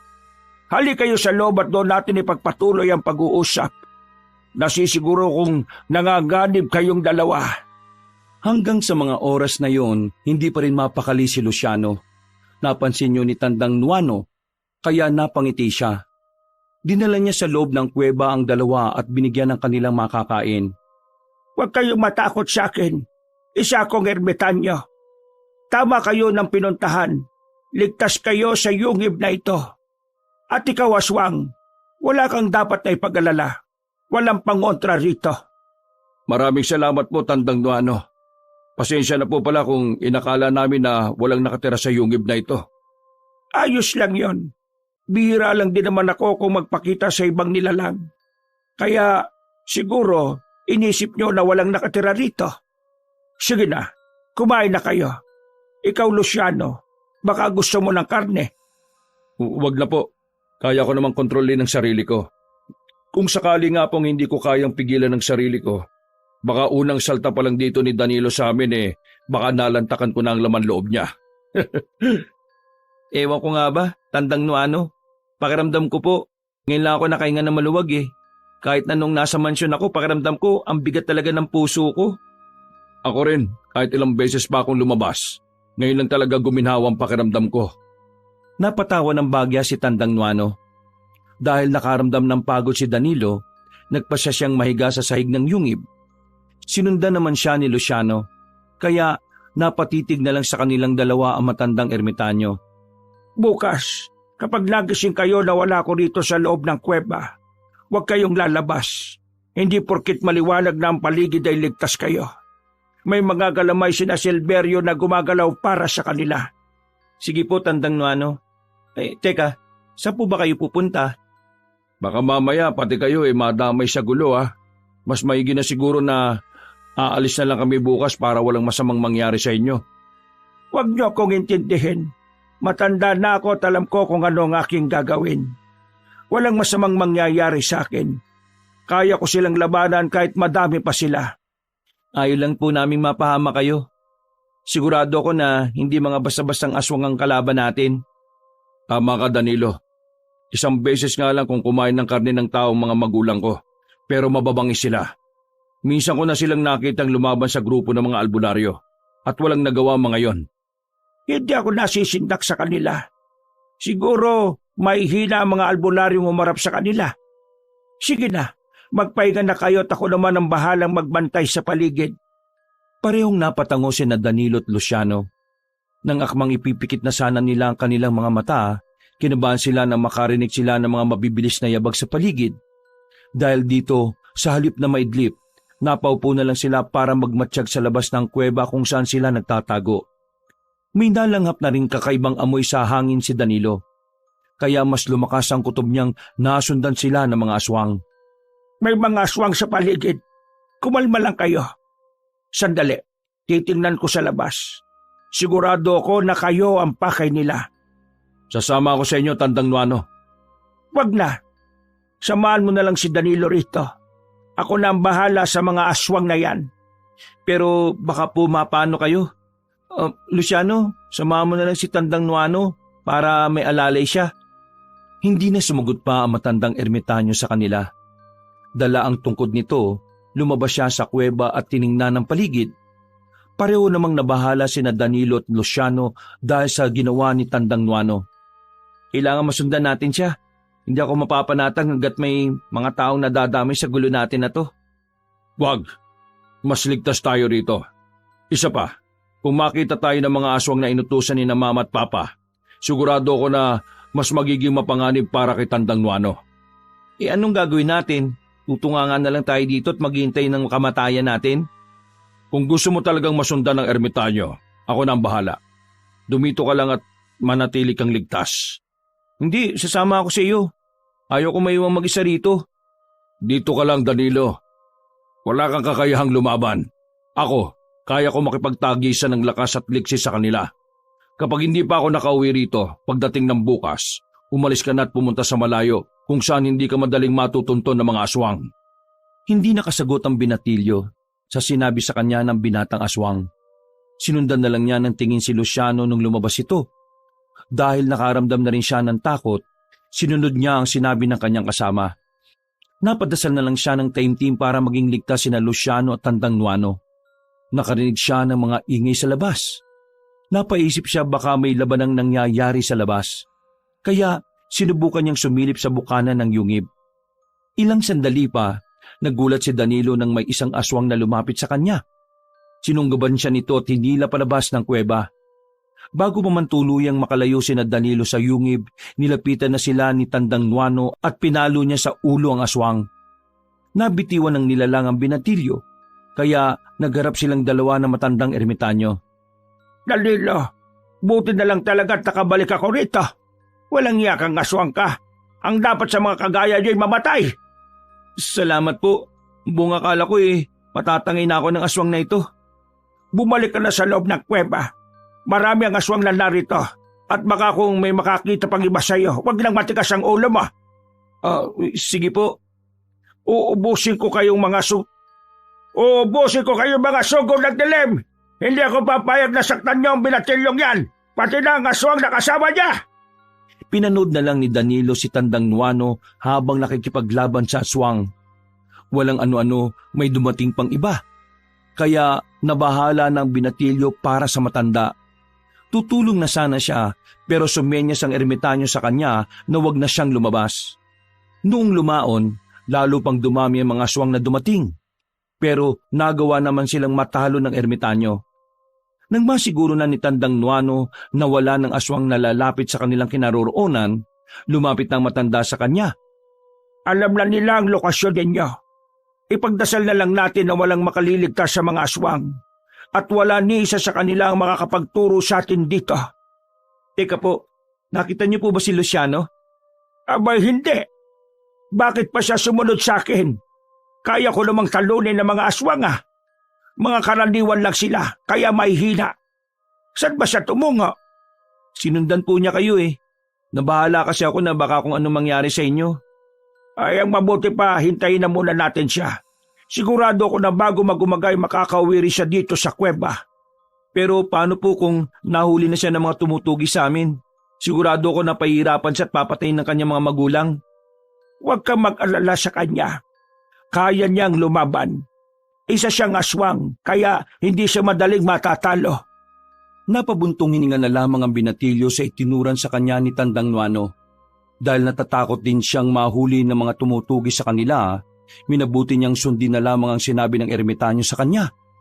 Napagpasya niyang mahiga na lang sa sahig ng kuweba habang naghihintay sa pagbabalik ni Luciano. Kalaunan, hindi na niya napigilan ang kanyang sarili na makatulog. Kinabukasan, naalimpungatan na lang siya dahil sa kalabit. Inakala niyang si Luciano na yon, kaya nagmadali siyang naupo at napamulat sa kanyang mga mata.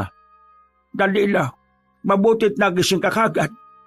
Nandito na po ba si Luciano? Nakatulugan ko kasi kagabi ang paghihintay sa kanya eh.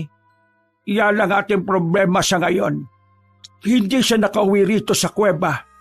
Kailangan natin siyang hanapin dito sa gubat. Baka sakaling buhay pa siya at matulungan pa natin siya. Diyos ko naman, sana walang nangyari masama sa kanya. Kawawa si Luciano kung nagkataon. Pero hindi, nararamdaman kong buhay siya. Hindi siya magpapatalo sa mga aswang na alagad ng kanyang mga magulang.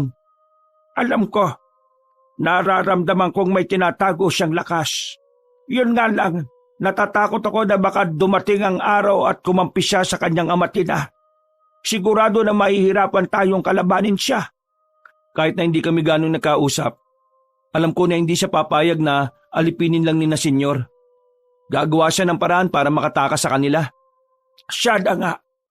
Tayo na, Danilo. Kinakailangan natin makita si Luciano. Ay teka, ikaw na magdala nitong tungkod ko. Huwag mong malitin yan. Galing yan sa puno ng sinukuan at kapag hawak mo yan, madali mong matatalo ang mga aswang. Salamat po, Tandang Nuano. Ngayong hawak ko na to, pakiramdam ko mas naging malakas ako. Ganyan talaga ang epekto niyan. Kahit na ipalo mo lang yan sa mga aswang, kung buo ang pananalig mo dyan, tatalbog ang aswang at mababalian ng buto. Noon din, nagpasya silang umalis para halughugin ang gubat. Nang medyo nakalalayo na sila sa kuweba, natigilan ng ermitanyo at sinabi niyang hindi maganda ang kanyang kutob. Napailing naman si Danilo at sinabi na kailangan nilang makita si Luciano at patulungan kung sakaling sugatan ito. Sige, magpapatuloy tayo. Pero kinakailangan nating maging alerto. Matataas na uri ng aswang ang naging amo mo. Kaya nilang umatake kahit patanghaling tapat. Bakit? Anong klase po ba silang aswang? Mga gabunang sukmad sila. Mga aswang sila na may matataas na ranggo sa kanilang uri. Hindi tumatalab ang mga tigalpo sa kanila. Pero hindi naman sila gaanong malakas kagaya ng mga sinaunang aswang. Kung ganun, tama po kayo. At hindi lang sa mga aswang sila naghahangad ng mataas na ranggo. Pinaslang din nila ang alkalde sa lugar na ito para maging madali para kay Senyor Silverio ang manalo. Napakawalang hiya talaga niya. Humanda sila sa akin kapag nagkita kami. Sila pala ang nagpapatay sa aking pamangkin. Po? Pamangkin po ninyo yung alkalde? Oo. Kapatid ko ang kanyang ama, na minsan na rin naging alkalde, na pinatayin rin nila. Marami ng utang sa akin ng Silverio na yan. Huwag po sana kayong magagalit, Tandang Nuano. May gusto po akong ipagtapat sa inyo. Basta ipangako nyo na hindi kayo magagalit ha. Bakit? Ano ba yun, Danilo? Si Luciano pumantay sa pamangkin po ninyo. Namulagat ang mga mata ng ermitanyo. Ipinaliwanag naman ng binatilyo kung bakit yun nagawa ng binatang aswang. Kalaunan, sinabi ni Tandang Nuano na napapatawad na niya si Luciano. Lalo pat alam niyang kinokontrol siya ni na Senyor Silverio. Ipinagpatuloy nila ang kanilang paghahagilap sa binatang aswang. Pero kahit saang dako sila maghanap, ay hindi na nila ito makita. Babalik na sana sila sa kuweba nang bigla nilang mapansin ang pagdilim ng paligid. Ha? Anong nangyari? Bakit biglang nagbago ang panahon? Mukha yatang bumilis ang takbo ng oras ha. Hindi nagbago ang panahon. Amuyin mo ang hangin. Malansa. Ihanda mo ang iyong sarili, Danilo. Ano po bang ibig sabihin niyan, Tandang Nuano? Teka, malansa nga ang samyo ng hangin. Nagagawan niya ng mga aswang. Sigurado ako na nandito na sila sa loob ng gubat. Kung hindi ako nagkakamali, naririto rin si na Silverio at ang kanyang asawa. Baka po pumapano si Luciano kapag nakita nila siya. Kailangan po natin bilisan. Talagang kailangan nating liksihan ang galaw. Papalapit na sila rito. Tumakbo ka na, Danilo. Bumalik ka sa kuweba. Hindi po. Sasamahan kita, Tandang Nuano. Hindi kita pwedeng pabayaan.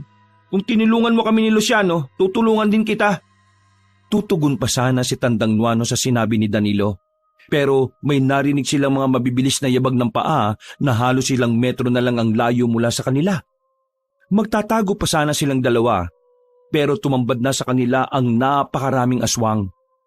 Nagbabaga ang kanilang mga mata at naglalaway sila habang nakamasid kina Danilo. Ihanda mo ang tungkod at magtiwala ka lang sa kakayahan niya. Isipin mo na lang na karugtong mo siya at nang magamit mo ng wasto. Paano po kayo? Ano pong magiging armas nyo? Wala. Lalabanan ko sila ng mano-mano. Ipapakita ko sa kanila ang aking kakayahan sa pakikipaglaban. Sa isang pag-isap ng mga mata ni Danilo, sumugod sa kanila ng sabay ang mga aswang. Napalingon pa si Tandang Nuano kay Danilo at noon din humakbang siya para salubungin ang iilang mga aswang. Nang makita naman ng binatilyo na may dalawang nilalang na papalapit sa kanila, hinawakan niya ng maigpit ang tungkod. Sinunggaban siya ng isang aswang. Pero bago pa man magawa ng nilalang ang kanyang pakay, pinalo na niya ito ng tungkod. Nang makita niyang nasaktan ng aswang, mas nag-ibayo ang kanyang lakas. Ang kada nilalang na lumalapit sa kanya ay buong lakas niyang pinapalo ng hawak niyang tungkod. Ang galing mo, Danilo. Sige, ipakita mo sa kanila ang kaya mong gawin at siguradong pangingilagan kanila. Sige po, gagawin ko kanong sinasabi nyo. Basta, huwag kang panghinaan ng loob. May mga paparating pa kaya kailangan nating maubos ang mga ito. Pagkarinig ni Danilo ng sinabi ng ermitanyo, binilisan niya ang kanyang paggalaw. Napangangalang siya dahil nakita niya kung paano tumilapo ng mga aswang na natatamaan ng tungkod niyang sinukuan. Noong lumaon, naubos niya ang mga naunang mga aswang. Tandang Nuano, kumusta kayo riyan? Ayos lang. Makakaya ko ito kahit na 3 aswang ang aking kalaban. Sabihin niyo lang sa akin kapag kailangan niyo po ng tulong ha. Nagpatuloy ang kanilang pakikipaglaban. Dahil mas naging agresibo ang ikalawang grupo ng mga aswang, nahirapan din sina Danilo. Ganun pa man, hindi sila sumuko. Lumapit pa ang binatilyo sa matanda para hindi sila madaling masukol ng mga aswang. Huwag kang papayag na matalo ng mga aswang. Kapag nagkaroon sila ng pagkakataon, pareho tayong malalagot. Huwag po kayo mag-alala, Tandang Nuano. Kahit na wala akong karanasan sa pakikipaglaban, hindi ako papayag na maging pagkain lang ng mga aswang. Nang sumugod ulit sa kanila ang mga aswang, nilabanan nila ito. Ang kada nilalang na lumalapit kay Tandang Nuano ay nakikipagpambuno sa kanya. Samantala, ang mga aswang na umaatake sa binatilyo ay walang awa niyang hinahambalos ng tungkod na naging dahilan para tumilapo ng mga yon. Nasa kalagitnaan ng kanyang pakikipaglaban si Danilo nang marinig niyang napaungol si Tandang Nuano. Dahil naituon niya ang buong pansin niya sa kanyang kalaban, kaya hindi niya agad napansin ang ermitanyo. Noon din, inundayan niya ng pagpalo ang mga aswang na kumukuyog sa ermitanyo. Hanggang sa pakawalan nila si Tandang Nuano. Mga walang ya kayo! Uubusin namin kayo at nang wala nang maging alagad sina Senyor Silverio. Papatayin din namin ang pinagsisilbihan nyo para wala nang maghasik ng lagim dito sa kabayanan. Tumakas ka na, Danilo. Pabayaan mo na ako at huwag mo na rin hanapin si Luciano. Malakas ang kutob ko na bumalik na siya sa kanyang mga magulang. Baka siya pa nga mismo ang nagsuplong sa ating kinaroroonan. Hindi ko kayo iiwan, tutulungan ko kayo. Saka, hindi po ako naniniwalang makakaya ni Luciano na gawin niya sa atin. Alam ko kung gaano kasama ang naging pagtrato sa kanya ng kanyang mga magulang Kaya nasisiguro kong hindi siya babalik sa kanilang mansyon. Tatakas pa sana ang isang aswang pero hinawakan siya ng ermitanyo sa binti. Inutusan naman agad ni Tandang Nuano si Danilo na paluin ng buong lakas ang aswang.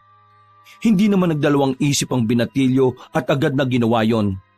Nabulagat na lang ang kanyang mga mata nang tumilapo ng nilalang pero naiwan ang binti nitong hawak ng ermitanyo. Pweh, kung gusto nila ng totoong laban, pagbibigyan ko sila. Wala man akong armas na hawak pero kaya ko silang talunin gamit lamang ang aking kalaban. Tandang Nuano, mukha yatang may paparating ulit. Mas lalo pang tumapang ang amoy ng hangin Magtago muna tayo. Sigurado ko na sina Silverio na yan. Kinakailangan nating maganda. Paano po kung si Luciano pala yung paparating? Kailangan pa rin nating maging maingat. Kahit saang anggulo tayo titingin, aswang siya. Mas maigi nang mag-ingat kaysa sa magsisi tayo sa huli. Natahimik na lang si Danilo sa sinabi sa kanya ng ermitanyo. Naisip niyang may punto ito. Kaya sumang-ayon siya sa plano nito. Nagtago silang dalawa habang nagmamatsyag sa paligid. Makaraan ng ilang sandali, may nakita silang gumagalaw sa hindi kalayuan. Itinutok nila ang kanilang mga mata roon hanggang sa may matanaw silang napakaraming mapupulang mga mata. Mga kasama niya ni na Silverio, nararamdaman ko ang kanyang presensya. Huwag muna tayong lumabas at baka patibong lang yan para sa atin. Kung ganun, ano pong gagawin natin? Magmatsyag muna tayo sa paligid. Ano mang sandali, lalabas si na Silverio. Sila ang dapat nating paghandaan.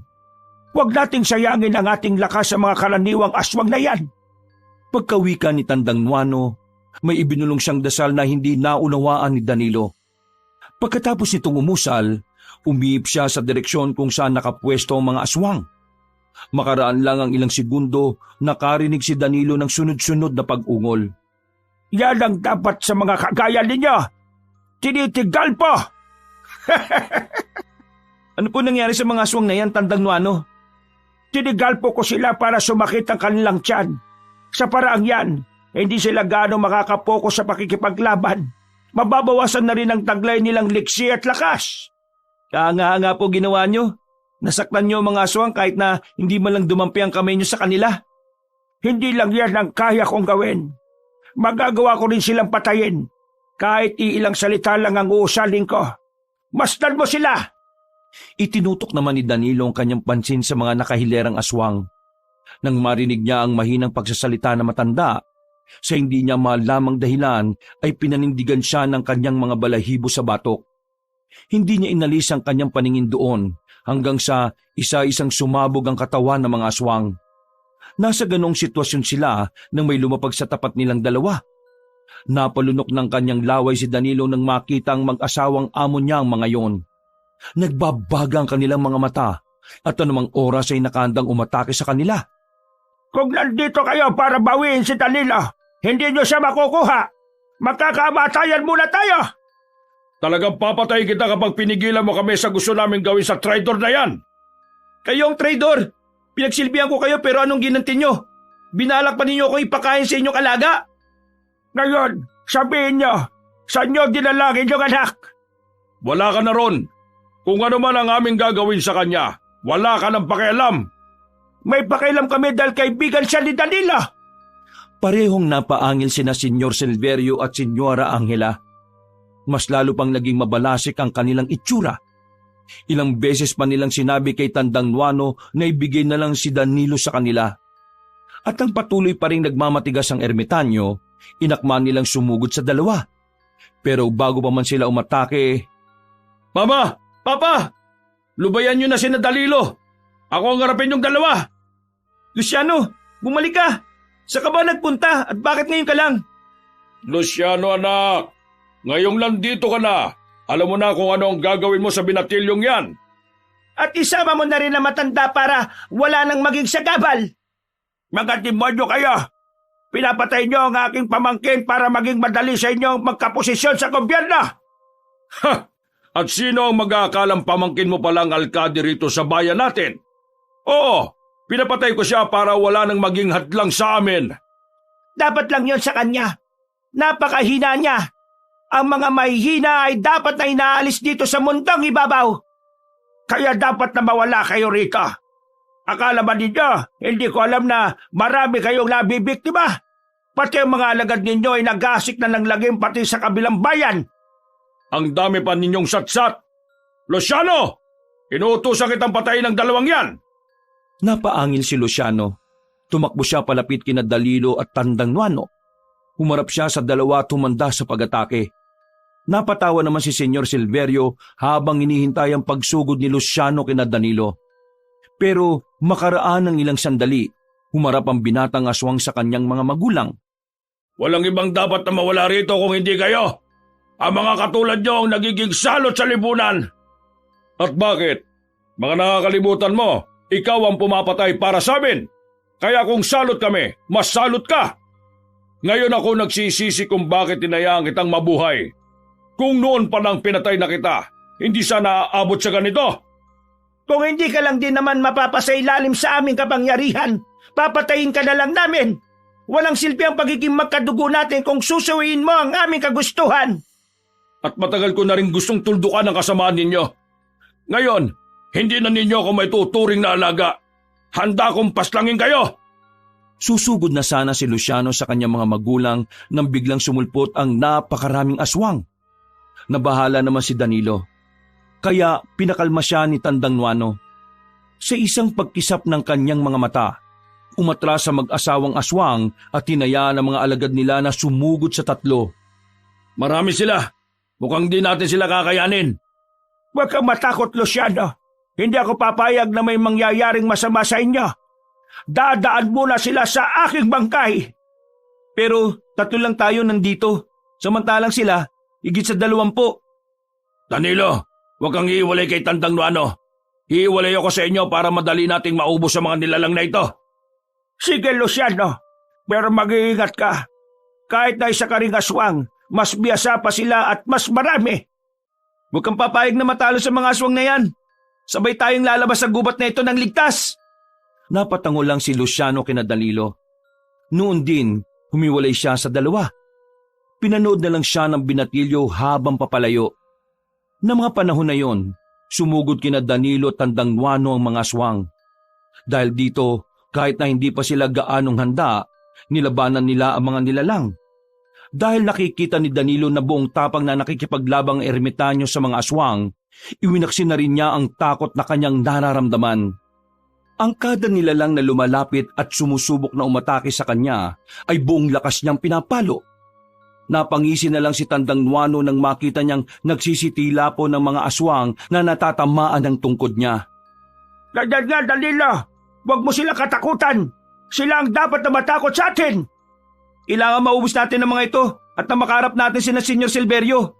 Yan lang ang paraan para matahimik ang lugar na ito at wala na maging banta pa ng mga aswang. Tama ka riyan, Danilo. Kapag nagawa natin yan, payapa na ulit ang bayang ito. At mabibigyan na rin natin ng hustisya ang mga taong pinatay nila. Teka, si Luciano, kinakalaban siya ng kanyang mga magulang. Baka kung ano mangyari sa kanya. Nabahala si Danilo sa kalagayan ni Luciano. Dahil dito, mas nilakasan pa niya ang pagpalo sa mga aswang na sumusugod sa kanila. Si Tandang Nuano naman, nagawa niyang ibalibag ang mga nilalang na sumusubok ding sumunggab sa kanya. Nang makita nilang nakaandusay na ang mga nilalang na nandoon, umusal ng kanyang orasyon ng ermitanyo at sa isang pagkisap ng mga mata ni Danilo, isa-isang sumabog ang katawan ng mga nilalang na yon. Maging sina Senyor Silverio ay nagulat nang makita ang nangyari sa lahat ng kanyang mga alagad. Susugod na sana sina Danilo at Tandang Nuano sa kinaroroonan ng mag-asawa nang biglang ibinaling ni Senyora Angela ang kanyang pansin sa kanila. Sige na, Danilo.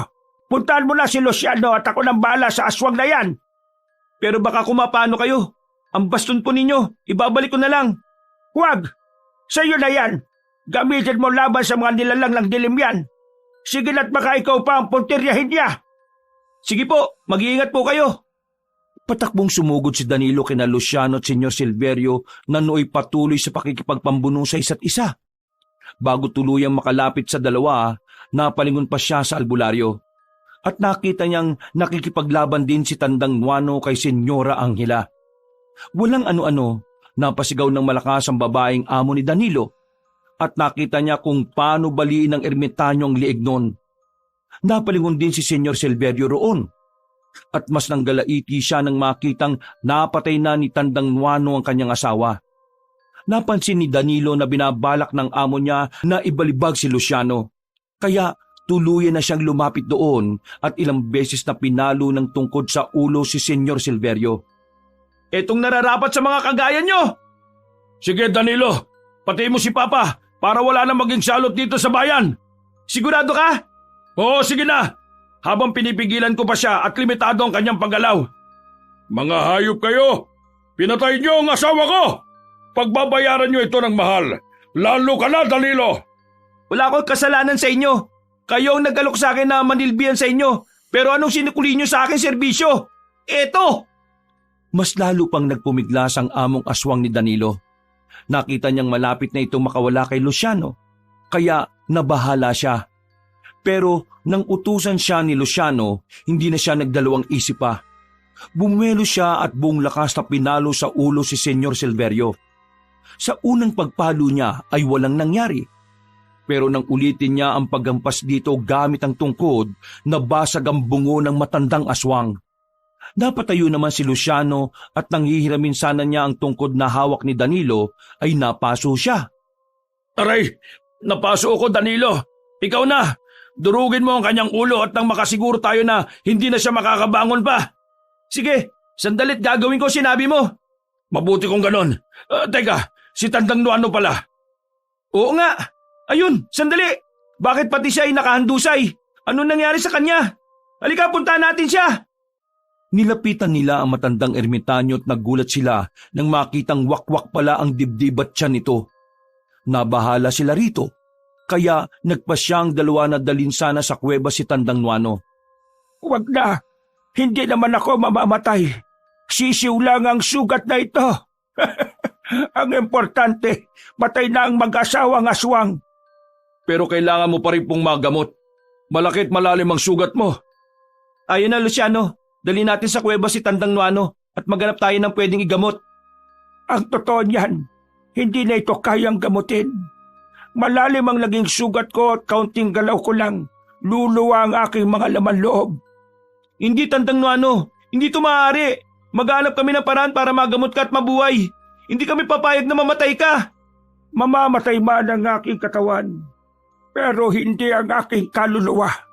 Mananatili akong nandito at magbabantay sa gubat na ito. Tandang Nuano, huwag po kayo magsalita ng ganyan. Walang masamang mangyayari sa inyo. Isa pa pala, Danilo. Luciano, ngayong patay na sina Silverio at Tangela, sigurado ako na mas lalo pang lalakas ang dugo ng pagiging aswang na nananalaytay sa mga ugat ni Luciano. Kung ganun po, anong kailangan namin gawin? Kailangan mapigilan ng pangingibabaw ng pagiging aswang ni Luciano. Kinakailangan mo pa. Hindi na naipagpatuloy ni Tandang Nuano ang kanyang sasabihin. Nagpatuloy ang kanyang pag-ubo hanggang sa napaduwal na siya ng dugo. Dahil sa kanyang paggalaw dulot na matinding ubo, lumuwa ang kanyang mga laman loob. Napahagulgol na lang si Danilo nang makita niyang wala ng buhay ang matandang ermitanyo.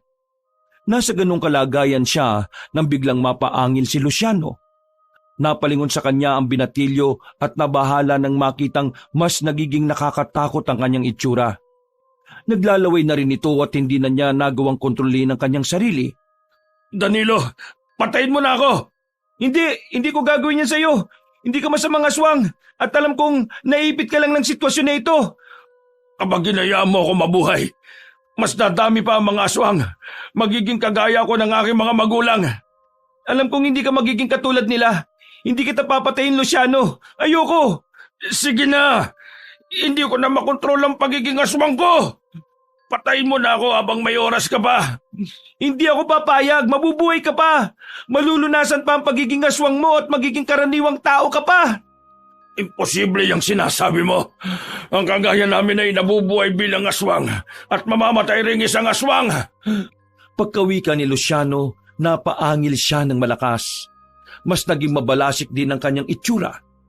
Nagulat naman si Danilo kaya napatras siya. Walang ano-ano. Sinugod siya ng binatang aswang at inagaw nito ang hawak niyang tungkod. Napasigaw pa si Danilo sa kanyang kasama at tinanong kung ano ang kanyang gagawin. Pero sa halip na sagutin, biglang itinarak ng binatang aswang ang basto na sinukuan sa kanyang tiyan. Dahil malakas ang pagkakatarak niya, natuhog ang kanyang tiyan. Sinubukan pang saluhin ng binatilyo si Luciano pero tuluyan na itong bumagsak sa lupa. Danilo, tuluyan mo na ako. Huwag mo na akong hayaang mabuhay pa. Kapag hindi mo ako tutuluyan, baka dumating ang araw at maging salot na rin ako dito sa atin. Pero, Luciano, kung Sundin mo na lang ako. Ayaw ko maging kagaya ng mga magulang ko. Mas mabuti nang mamatay ako kaysa matulad sa kanila. Napayak na lang si Danilo habang pinagmamasdan si Luciano. Nakaramdam siya ng awa. Pero naisip din niyang mas magiging komplikado ang sitwasyon kung mabubuhay si Luciano at magiging katulad ni na Senyor Silverio.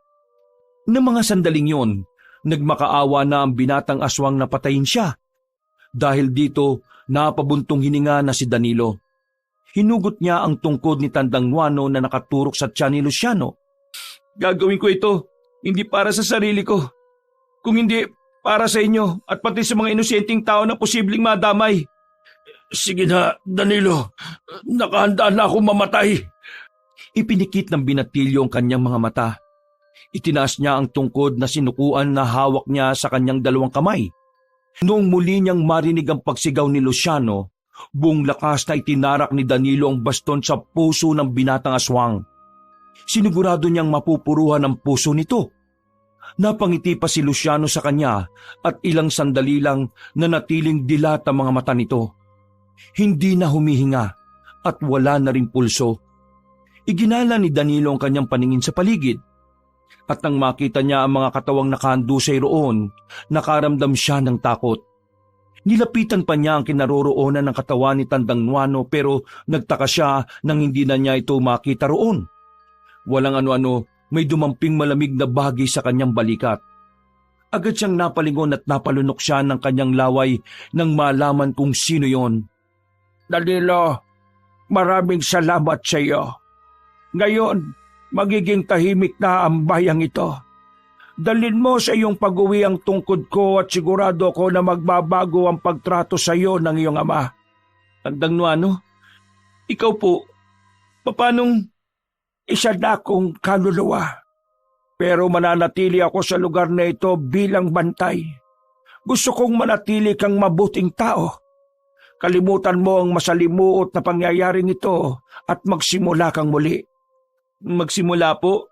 Paano? Hindi ko na po alam kung anong nangyari sa aking mga kapatid. Hindi ko na alam kung paano ako makakauwi. Huwag kang mangamba. Ako ang bahala. Pauuwiin kita nang hindi ka nahihirapan. Pero paano po? Anong gagawin nyo? Manood ka. Ipapakita ko sa iyo ang lagusan na kumukonekta sa lugar na ito at sa inyong baryo. Ikinumpas ng ermitanyo ang kanyang kamay at nagulat si Danilo nang makita niya ang isang maliwanag na lagusan. Medyo nag-alangan siya roon, pero nang mangako si Tandang Nuano na walang masamang mangyayari sa kanya, nawala ang kanyang pangamba. Bago niya utusan ng binatilyo, sinabi pa niyang pwede nilang puntahan ng mansyon at nang makakuha siya ng kahit na anong kayamanan doon. Napailing naman si Danilo dahil ayaw niyang kumurot sa yaman ng kanyang mga amo na alam naman niya kung saan nanggaling. Sige na, Danilo. Umuwi ka na sa pamilya mo. Wala kang dapat na pangambahan. Magbabago na ang pakikitungo sa iyo ng ama mo. Maraming salamat po, Tandang Nuano. Utang ko sa inyo ang lahat ng ito. Kung hindi ka namin natagpuan, baka kung ano na nangyari sa akin. Nakatagtaan na lang talaga na magtagpo ang ating landas. Sige na, pumasok ka na sa lagusan. Siya nga pala, umaga na kapag makakarating ka sa inyo. Mas mabuti yan para makita kanila kaagad. Muling nagpasalamat si Danilo kay Tandang Nuano. Noon din, pumasok siya sa loob ng lagusan. Pinakiramdaman niya ang enerhiya noon. Nung tingnan niya ang ermitanyo, napalunok siya ng kanyang laway nang mapagtantong naglaho na ito. Hindi nalalaman ni Danilo kung ilang oras siyang nasa ganong sitwasyon. Nagulat na lang siya nang bigla siyang iniluwa ng lagusan at nang tingnan niya ang paligid ay nakita niya ang kanilang bahay. Nagpatuloy siya sa paglalakad at nang makarating siya sa tapat ng kanilang pintuan, agad siyang kumatok doon. Sino yan?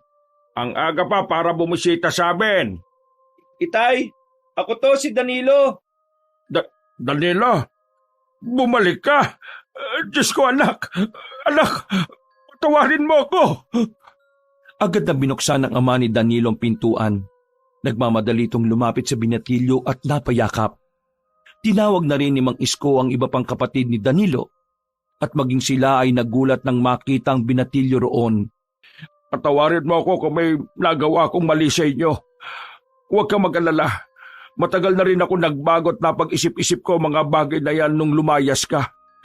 Patawad anak, patawarin mo sana ako. Wala na po sa akin yun, Tay.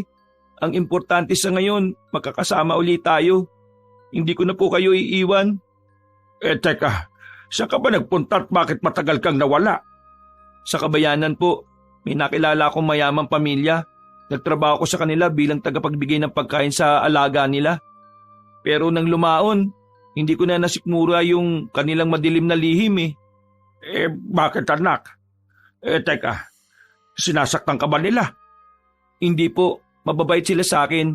Pero mga aswang sila eh. At ang inaalagaan ko pala ay mismong anak nila na aswang din. Diyos ko, Danilo. Mabuti na lang at wala silang ginawang masama sa'yo. Meron po sana pero tumakas kami. Nakasama ko ang kanilang anak na matagal na rin nagtitimpi sa kanila. Ano na nangyari ron? Bakit hindi mo na siya kasama? Patay na po siya. Mas pinili niyang kamatayan kaysa sa maging katulad siya ng kanyang mga magulang. Salamat talaga sa Diyos at walang nangyaring masama sa iyo. Kung nagkataon, baka mawawalan ako ng isang anak. Siya nga pala. Halika sa loob at doon na lang natin ipagpatuloy ang kwentuhan. Nang makapasok na sina Danilo sa loob ng kanilang bahay, nakaramdam siya ng kakaibang antok. Bigla rin siyang nanghina dahil sa pagod na kanyang naramdaman. Dahil dito, sinabihan na lang siya ng kanyang ama na magpahinga na muna at nang makabawi ng lakas. Dahil sa matinding pagod at antok, nakatulog ng 3 araw si Danilo. Pagkagising niya ay uhaw siya at gutom. Kaya nagagilap siya ng pagkain at inumin. Habang kumakain, ipinagpatuloy niya ang pagsasalaysay patungkol sa naging karanasan niya noong minsan siyang naging tagapagpakain ng alaga na mag-asawang matanda. Magmula ngayon, pagbubutihan ko ang pagtatrabaho sa bukid. Nag-iipon ako para sa susunod na pasukan isa sa inyo ang makapag-aral. Talaga po, Tay? Ginagawa niyo na po yan?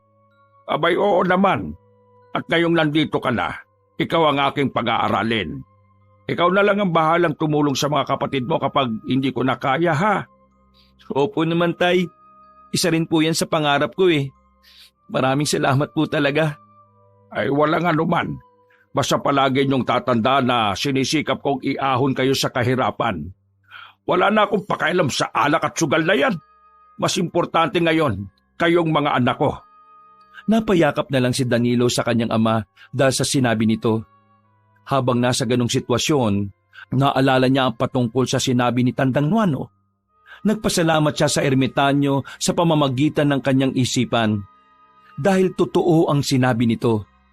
Magmula noon, kahit na nag-aaral na si Danilo, hindi pa rin niya kinalimutang tumulong sa kanyang ama. Magkasama nilang itinaguyod ang kanilang pamilya hanggang sa tuluyan siyang nakapagtapos at nakapagtrabaho. Makalipas ang maraming taon, nagawa na rin nilang makaahon sa kahirapan. Laking pasasalamat naman ng ama ni Danilo sa kanya. Dahil sa kabila ng lahat ng nangyari, hindi siya nawalan ng pag-asa. Wakas.